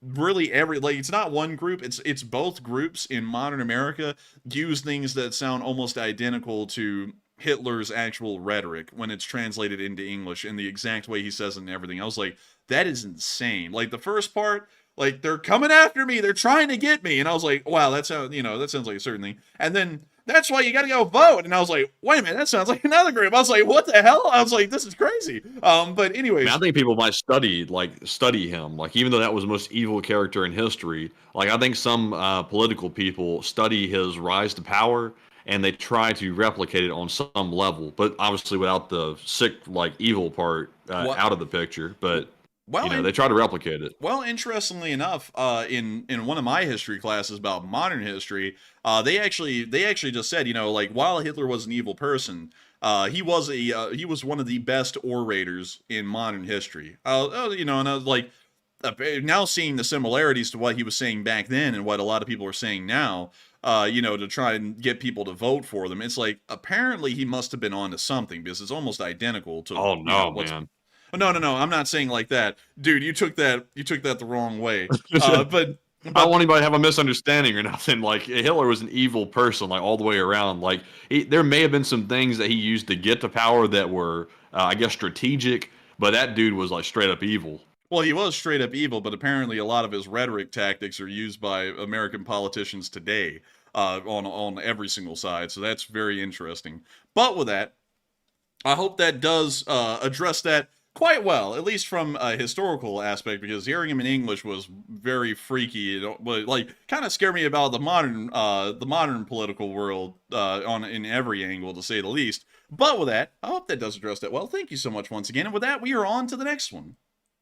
And up next, we have a $10 super chat from Gregory Muller, who says, can you imagine if Ukraine got the Oliver Perry-class cruisers that were offered in 2019 and went privateer in the Atlantic and Pacific, attacking Russian commercial ships and warships? And that would be pretty wild. Let me go pull up the Oliver Hazard Perry-class frigates. These are actually my favorite frigate ever in history. Here they are right here. Oh, these things were so cool. I love these. Those are pretty nice looking. Pretty sharp at the front. Oh, yeah. Let me go get a better picture of them. There's the USS Stark. Unfortunate. But anyways, let me go here. Here's the USS Ford. I mean, those things were cool. Those things were cool as hell. I really like them. Just a sleek, beautiful design. They're also pretty decent. But beyond that, I hope that does address that quite well, because I would say that if they were able to get these frigates and use them on the open seas, they could cause a significant amount of damage to Russian shipping, especially considering that the Russian Baltic, Arctic, and Far Eastern fleets are probably in pretty tough shape, and probably wouldn't be able to do a lot to Ukrainian privateers, especially if they were going ham and using a lot of mobility to get around. But with that, I hope that does address that quite well. And thank you so much once again for the support and helping this channel to keep on running, Gregory. And thank you for your first time supporting the channel ever in the history of the channel ever. And so with that, we are on to the next one. All right, and the next one goes to American Psycho. And they put in a $10 donation. And they put in some crypto advice here, which I will have to refrain from reading off. If people decide to invest in crypto, that's up to them. I must tell you. Me personally, I wouldn't recommend it. It's too volatile, it's too drastic, and there's really no logic to the movement of crypto whatsoever. And I'm not a financial analyst or anybody knows anything about that in detail, or I'm not an expert. But mess with that stuff at your own risk. It's a bit risky. But Enforcer, what say you? And I would thank you for the support, American Psycho, and helping the channel to keep running. And I thank you for trying to give some financial advice. But me personally, the only financial advice that I have for myself is to just work real hard and save real long, and you'll do just fine. I don't really get into stocks much. Matthew, before we ever ran this channel, years before this channel ever even existed, tried to get into stocks a little bit, and it didn't go well. And it didn't go well for anyone we knew either. So I do thank you for the support. Like, stocks and crypto are pretty much one and the same. But I do thank you so much for the support and helping this channel to keep on running. I hope that does address that quite well. And with that, we are on to the next one. And the next one goes to Matt McKee, who throws in a $10 donation. And this is Matt's first ever super chat of the channel. And huge shout out to you, Matt, for that support. And also, he's a fellow Matt. He says, morning, guys, and sorry I'm a bit late. 2 years, he said. I'll send the pigeon mail question to someone else, as I've heard enough. And P.S., my 28-year-old LSA Hilux stuff for the win. And hey, let's go for the Hilux. Hey, let's go for the Hilux. Let's go. Oh, man, I got to thank you for the support, Matt McKee. Thank you for being from the UK and having a Toyota Hilux. Really cool. I love to hear it. And also, morning to you. And it's A-okay to be a little late. Only 2 years late. Hey, hopefully you'll be here when we go over the top. But still, thank you so much once again for the support and helping this channel to keep on running. It is folks like you who helped make this thing possible. And if it wasn't for folks like you, we wouldn't be able to keep this thing running. And so, thank you so much once again for support. Hopefully you don't send the bitch. Hopefully you send the pigeon mail instead. But beyond the pigeon mail. You said, I'll send the bitch. I mean the pigeon. I was like, oh my god. Matthew's about to turn into a pimp named Slickback over here. He's like, let's send the bitch. But anyways, thank you so much once again for the support and helping this channel to keep on running. And I hope that I was able to address that quite well. And thank you so much for your first time supporting this channel and helping us to keep it rolling. And with that, we are on to the next one. And the next ones go to Juan Pablo, who puts in the 5, and Carl, who also puts in a 5. And they did not leave comments, sadly. But thank you very much, Juan and Carl, as always, very much for helping to support the channel, and we appreciate it very much. And we also have a 5 from Nick, still thinking, LSA. He says, hello, brothers, and LLT, LSA. And hello to you. And thank you so much for the support, Nick still thinking LSA. And thank you so much for saying, oh, hello there. And hello, and long live the Lee Spring Army. And so with that, thank you so much once again. And thank you to you and Carrie Ann Corzo for being here tonight. I hope you all been having a great night and enjoying the stream very well, because I see y'all. I see y'all. And thank you so much to both of y'all once again. And with that, we are on to the next one. And the next one goes to John Scott, who puts in a 5, and says, biggest respect to France. And John, I'd agree. Big respect to France, absolutely balling on the court, and hopefully they continue to keep it balling. But still, with that, I got to thank you so much once again for the support and helping this channel to keep on running. I hope I was able to address that pretty well, at least the best I can. That's all I can hope for, is being the best I can. And with that, we're on to the next one. And the next one goes to Wyatt Logan, who puts in a 5, and says, can you do a drop by Razorback Stadium in Fayetteville, Arkansas? I drive by it coming home from work every day, and I've attended a few games. It's huge, big league. Like a drop as in like drop by? I like look at it on the map, I think.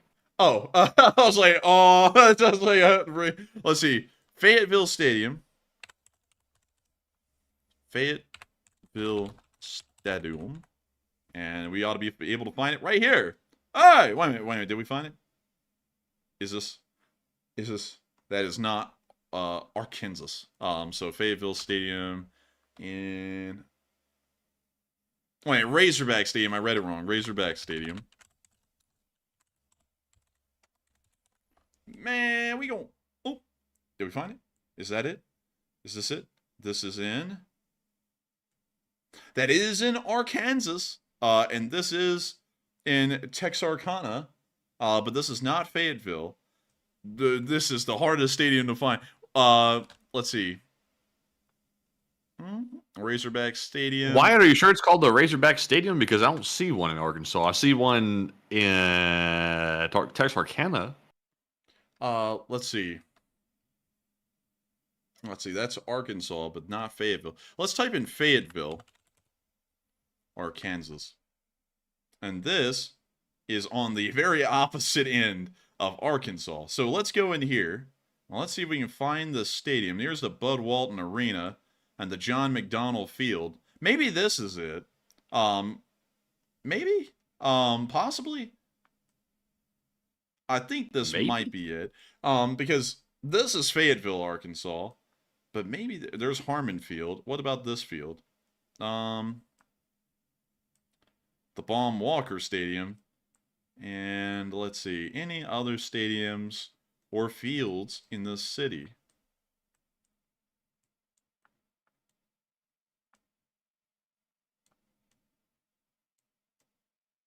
There's Tyson Foods. Let's see, I'm still looking. It's like a silent moment on this channel. I am really having to like lock in here and try and focus on this. And I can't really find it. I can't find a Razorback Stadium in Fayetteville. We found a Razorback Stadium down in the other end of Arkansas, but I can't find one up here. But nevertheless, I do thank you massively for your support to the channel and helping this thing to keep on running, Wyatt. If it wasn't for folks like you, we wouldn't be able to make it possible. And I'm going to drop by here near this stadium and see what it looks like. Maybe this is it. Maybe. Possibly. But still, not that bad. If this is the place, not that bad. But still, thank you so much once again for the support and helping this channel to keep on running, because folks like you, Wyatt, make it possible. And with that, we are on to the next one. And the next one goes to Herp Derp NV, who puts in a 5 and says, I don't know if you've already seen them, but there is someone in Odessa, Ukraine, selling stuffed Bayraktars and Javelin missiles on eBay. I picked one up. Oh, cool. I have not heard that. I have not heard about that either. I'm going to look into that now and possibly get one. And so, with that, thank you so much once again. I hope that does address that well. And with that, we are on to the next one. And up next, we've got a first ever super chat from Shoppy SC, who puts in a $5 donation. And thank you very much for his first support ever of the channel. He says, LSA, and thanks for the honest work, and greetings from Germany. Greetings from the Deutschland. And hello to Germany. Hello to the German people. Very cool. And thank you so much for the support, Shoppy. And thank you so much for supporting this channel and helping us to keep this thing running. But nevertheless, it is great to know that you're one of our Lee Spring Army viewers all the way from Germany, throwing in your first support to the channel. And thank you so much once again for enjoying the channel and helping us to keep this thing running. Because if it wasn't for folks like you, we wouldn't be able to make this thing possible. And so with that, we are on to the next one. All right, and up next we have a 5 from none other than Irish Ed, who puts in the $5 donation. And thank you very much, Mr. Ed, for that support. He says, Irish Ed here, y'all. LSA flag. Woohoo! And what do you think about bringing back good old USA battleships? Me personally, it'd be kind of cool. Realistically, budgetary constraints would be an issue. It's actually really expensive to field a battleship like the Missouri, which is fitted out to actually operate as a modern ship. The last time that I believe the Missouri was in action was in the Gulf War in the 90s.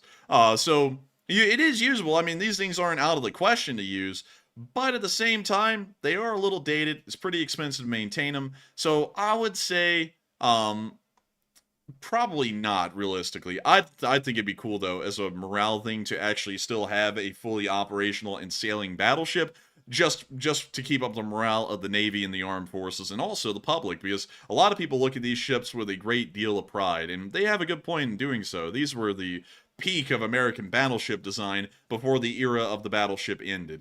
But with that, I got to thank you so much once again for support, Irish Ed. I hope that does address that well, and thank you once again for supporting this channel and helping us to make this thing possible. All right, and with that, we're moving on to our next super chat, which goes to Margaret Hemsley, who throws in a 15 Australian. And it's good to see you once again, Margaret, and thank you very much for that support. She says, I said I would donate in Patreon. Shameless plug, but I can't help myself. So live chat question, please. And thank you so much for supporting the channel through Patreon, Margaret. Shameless plug indeed. But we are more than happy for folks to like the Patreon and enjoy it. I hate that we're not as active there as I'd like to be. The problem with that, and I always want to be transparent with you all, because I don't want to make it sound like the Patreon is bumping and then you'll get there and see there's like a post a month. We have a really hard time coming up with a lot of stuff to put on Patreon, because most of the things that we do, y'all usually see the end result of it within that day, probably within those few hours that we're working on it. So there's not really a lot for us to post on Patreon that we can do, because Patreon is kind of one of those things that people do in the background on YouTube channels where they're working on videos for like weeks and then they put them out. So there's a lot to see in the background, and a lot of behind the scenes stuff going on. Our behind the scenes stuff happens daily for a good amount of time, but y'all immediately see the end result of it every night. So I have a hard time coming up with anything to actually put on the Patreon. That's why when we were doing gun review videos, we were like, we can do photo shoots of the guns, because that's something that takes a while to do, which is make gun review videos. So I thank you for supporting it, and I thank everyone for bearing with us in our very light amount of uploads and updates that we put on there. Hopefully we'll be able to do a lot more, hopefully on merch related stuff and long form documentaries, which are coming around the corner eventually and we will be putting out. But nevertheless, thank you so much once again. Thank you for supporting this channel through Super Chat. Thank you for supporting it on Patreon. And we will make sure to grab a live chat question. And so with that, what do we got? And the live chat question goes to One Time Gaming, who says, what kind of retaliation do you think Russia would take if France actually does send troops to Ukraine eventually? Can you reread that one again? What kind of retaliation do you think Russia would take if France actually does send troops to Ukraine eventually? I think they would probably try and directly attack France with missiles, but that would require their missiles, Russian missiles, flying all the way over Poland and Germany at least to try and make it to France. Or they could try and fly their bombers into the Black Sea, pretty much over NATO territory, and then fire them over southern Europe and into France. Both of those options would probably lead to major violations of NATO airspace, leading to those missiles being shot down and pretty much bringing the rest of NATO into the war. So there wouldn't really be a lot of direct action that the Russians could take against France without sparking an entire world war. So with that, I hope that does address that well. And also France, like BC Skyman just brought up, is a nuclear power. They have around 300 nuclear weapons at their disposal at the moment. So I'm pretty sure the Russians would be pretty leery to actually do anything too direct against the French, because they do have a nuclear arsenal to work with. And so with that, I hope that does address that well. And thank you so much once again for the support and sponsoring that live chat. And with that, we are on to the next one. And the next one goes to Celix the Fat yet again, who puts in a 5 and says the French army is actually more prepared than they are given credit due to running outdated World War II jokes. And I thank you for saying that. That is true. That's one thing that a lot of people, Celix, just don't get about France, is that France is actually a pretty competent and advanced military. Out of all of the countries in the world, it's hilarious that France, by the numbers, has won more battles than any other country in existence right now, still to this day. And it's something that they don't really get a lot of credit for, because the only war that they did badly in was World War II, and it's been a stain on their military reputation and prowess that exists to this day. Before that, they were a pretty impressive country as far as their fighting abilities go. So going off of that, I would agree. The French army is a very advanced one, a very capable one, and certainly is going to be putting the punch down or the hurt on the Russians if they ever had to. Also, by the way, I was wanting to give you all a little bit of a concept of how big the French army is compared to others. And I was going to do that by getting y'all the same kind of a layout for the U.S. military. But the U.S. military, the U.S. Army specifically, is so big, there is no such thing as an actual breakdown of U.S. Army structure on the Army level. I guess this is the best one, but even here, this doesn't really do it. Do it that well. To try and show y'all something, I mean, I guess this is the best one I could find right here. This is the organizational structure, but even then, it doesn't really break it down like the French one did to show y'all the true vast size of the U.S. Army compared to the French Army or the British Army or any other army for that matter. But with that, I hope that does address that well. Thank you so much once again. And with that, we are on to the next one. And big shout out to Little Bear, who puts in a 2 and did not leave a comment. But thank you very much, Little Bear, for that support very much. And we also have a 2 from VP the King, who says, can you guys make a custom LSA pullover hoodie? We could. We could do that. We sure could. We could do that, VP the King. We could certainly do that.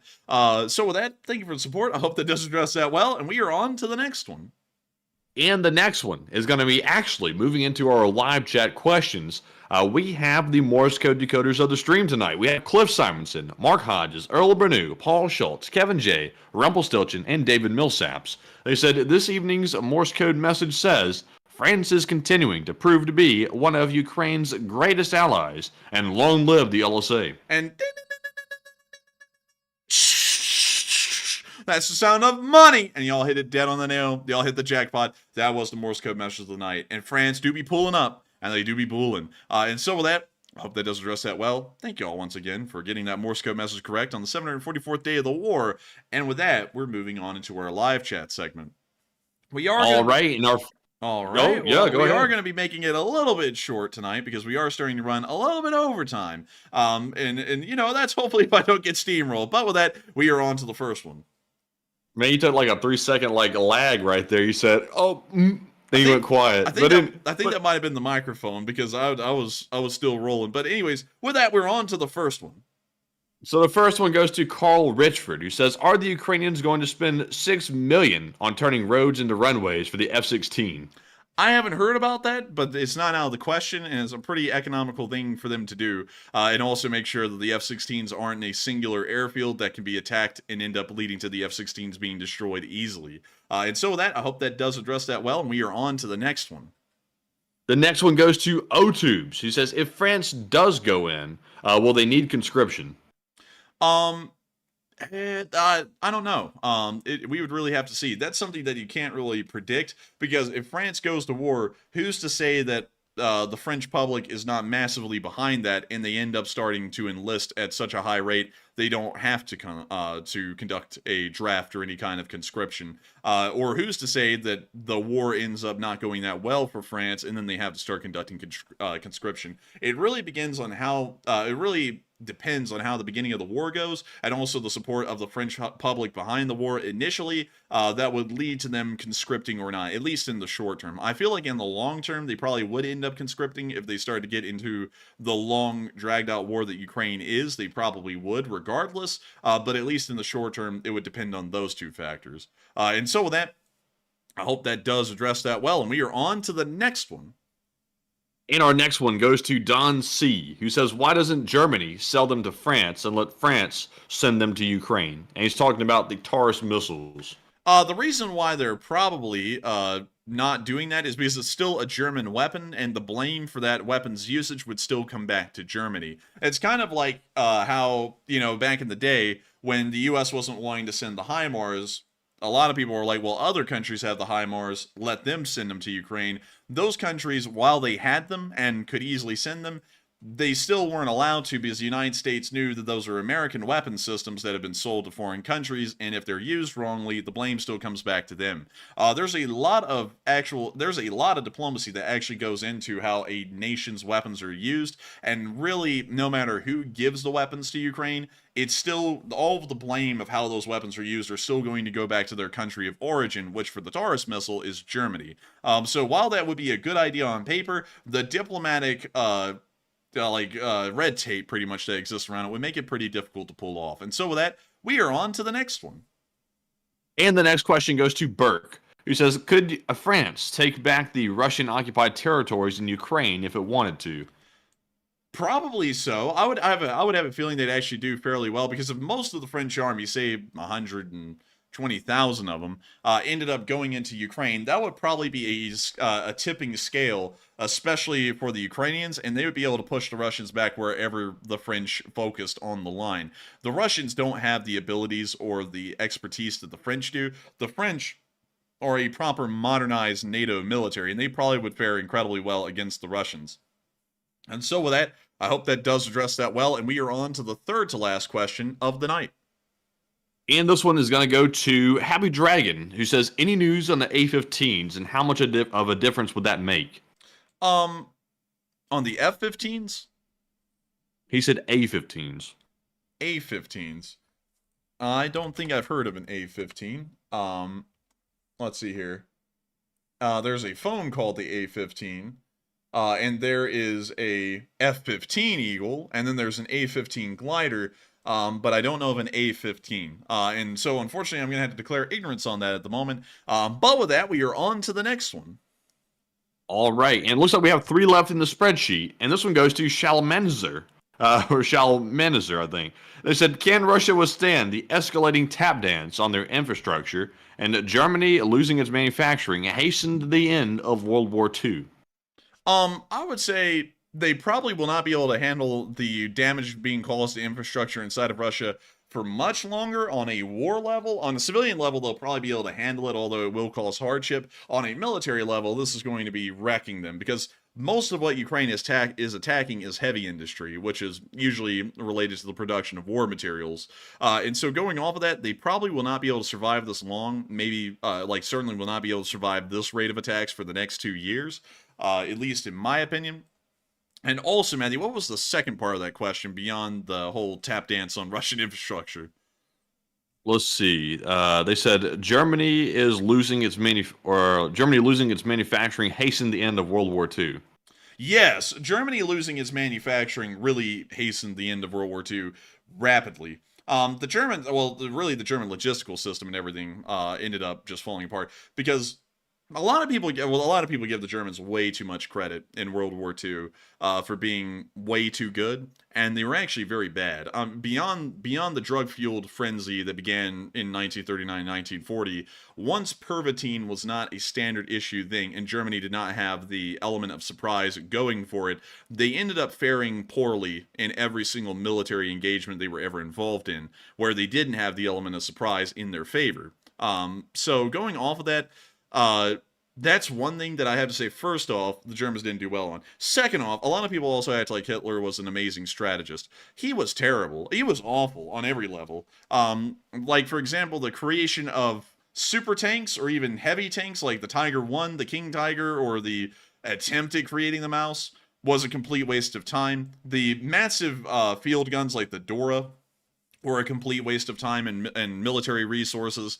Really, everything that the Germans could do on a manufacturing level was awful. Everything they did on the strategic level of fighting a war was also pretty bad as well. Very little preparation, especially in Operation Barbarossa. They never expected for the Soviets to actually hold them off, and that ended up doing them badly, because if you're not expecting to actually, carry on the plan beyond, your expected window, everything would just fall apart for them, and it did, and that's why they ended up losing the war on the Eastern Front. They also ended up losing the war on the Western Front because there was so little flexibility in German battle planning, that when the Americans landed at Normandy instead of up at Pas-de-Calais, where Hitler thought the Allies were landing, he held the vast majority of German forces at Calais for an additional 2 months before they were released from their positions and allowed to move further south to deal with the rapidly advancing Allied forces in France. Once again, showing absolute idiot clown world kind of mentality. So going off of that, they were terrible planners from the beginning. The Allies were going to win whether German manufacturing was obliterated or not. But Axis manufacturing in Nazi Germany being obliterated by mass bombings conducted by the American Army Air Corps and the Royal Air Force were a huge contributing factor to the Germans losing on all fronts as quickly as they did. Without that vital production of war materials, things like ball bearings, actual tanks, and other kinds of industrial items that are used to produce a large amount of equipment, the Germans would have been able to probably hold out for maybe an additional 8 to 12 months, leading the war on into 1946, most likely. And that destruction of the Ruhr Valley industrial area was a huge contributing factor to ending the war as early as it was. But be under no misconception, even if the German industrial heartland had not been completely destroyed by Allied bombings over the course of World War II, the Allies still would have eventually won the war. It just would have ended up lasting longer. That's something that you could easily tell that even from the outset of the war. Even before the Lend-Lease kicked in, the Soviets were going to be in a grinding attritional war until the Germans just collapsed, or they collapsed, one or the other. And the Germans were mostly going to collapse before the Soviets. And then the Lend-Lease, all that really did was allow the Soviets to actually organize their armies properly, fuel them and feed them properly, and then get them on the road, pretty much. That's all that's all. That sounds like it's belittling the Lend-Lease, but the Lend-Lease did a lot to help out the Soviets to push the Germans back, but the Soviets were going to win anyways. It was just a matter of time. Just like the Western Allies were going to win on the Western Front in World War II, it was only a matter of time and trying to beat down the Germans where they would be defeated quicker. But with that, I hope that does address that quite well, at least in my opinion, about the industrial manufacturing of Germany. And I feel like if we talk about that in a historical lens, it's probably going to be very similar for Russia. It's not going to, the war is going to be won by Ukraine. It's just a matter of destroying their war industry is probably going to help the war to end even quicker. And so with that, I hope that does address that well. And also, I saw a Battler in 1975 say, can you draw the World War II Eastern Front Line on your map? I would, but what month of what year are you wanting me to draw? Because I'm not going to draw it tonight, but the thing is that the front line was constantly changing through every single month. So you would have to give a specific month of a specific year of the war, and then I could maybe try and draw it. But with that, I hope that does address that quite well. And I think we're on to the second to last question of the night. And this one goes to General Easygoing Gore, who says India and China might go to war, and India sent 10,000 troops to their border with armor, and might be a war. And what are your thoughts? Probably is not going to be a war. I don't mean to disagree just to sound like I'm some kind of an intelligent prick, because that's what a lot of people do on YouTube, and I don't want to sound like that. But the thing about China and India is that they have a treaty in this area of Kashmir where they're not allowed to actually bring weapons, rifles, and things. So they end up beating each other with clubs, sticks, spears, things like that. It's truly medieval. They go medieval on each other's asses up in Kashmir. No lie, because it's by treaty. And so these 10,000 guys being moved up there is probably a part of these barbaric border clashes that they engage in because they can't use firearms, so they end up using pole arms and literal ancient weapons, pretty much. So It's probably going to be a border dispute. I'm trying to think about what it will be. It's probably going to be a border dispute. It's probably not going to elevate into anything larger because China, while trying to lay claim to the Kashmir area, or some of it at least, they're not entirely going to go to war with India because they're also trying to vie for India's favor, much like America is at the moment, due to sphere of influence reasons, and especially the Chinese growing sphere of influence around the Indian Ocean. So with that, I hope that does address that well. But if y'all ever want to hear what I'm talking about, because, it's one thing for me to say is like they're going medieval on each other and they're, hitting each other with clubs and stuff. There's actually a lot of YouTube videos out there about these Chinese-Indian border clashes in the Kashmir area, and it is exactly what I'm saying. So if you want to see those, go pull them up on YouTube, and they're very interesting to watch because you pretty much watch medieval warfare in the 21st century. But with that, I hope that does address that quite well, and we are on to the final question of the night. And so, who is the lucky last person who threw in the lucky last question of the night? And that viewer is Barry Woodward, who says, if Russia is conscripting another 300,000 service persons by June 1st, shouldn't America be beefing up and training new recruits also? Yes, we probably should, but currently, Army restructuring is going on, and also the Armed Forces is dealing with some very low recruitment numbers for particular reasons that I can't get into here on the show because, there's not any singular reason for it, but every single reason that anyone's ever brought up for it is kind of a political thing, so I can't really touch on it. So we would like to build up our armed forces, but currently I don't know if that would be possible. It seems more so like we're going to keep them where they are, or they may even be decreasing in size a little bit. But hopefully we can reverse that and start to grow the armed forces again and get it ready to go when it needs to be. But you have to remember, 1.1, I believe it is, million active service members in the U.S. military is a really big military to start with, and you could probably grow it, take some time to grow it, even after a full-on war had started at that number.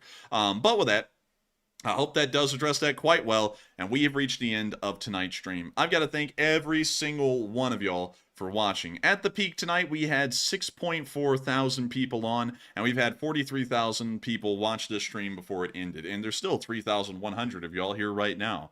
We are entirely... That's a good bit. That's quite a good bit. Quite a good bit indeed. But we are absolutely honored to have all of y'all here with us. Every single one of y'all is special and unique, and especially all the people in the live chat. Y'all are truly incredible, and we just thank y'all and appreciate y'all a lot for being here and enjoying the stream. If you are new to the channel and you enjoyed it, make sure to hit the like button, make sure to subscribe, make sure to comment, and make sure to be ready for that LSA flag drop that's coming near the later part of this month. But nevertheless, good night, good luck, take care, stay safe, Slava Ukraini, and long live the Least Spring Army. The Least Spring Army will never die. And we will never die. And also, thank you all once again for another great stream. We'll see you all tomorrow night, and get some rest. Slava Ukraine, Herom Slava, and good night.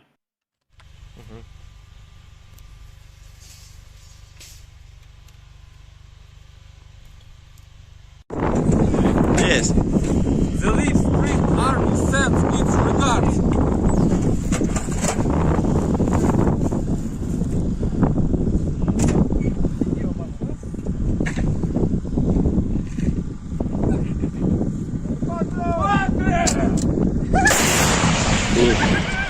Русский военный корабль. Предлагаю сложить оружие и сдаться.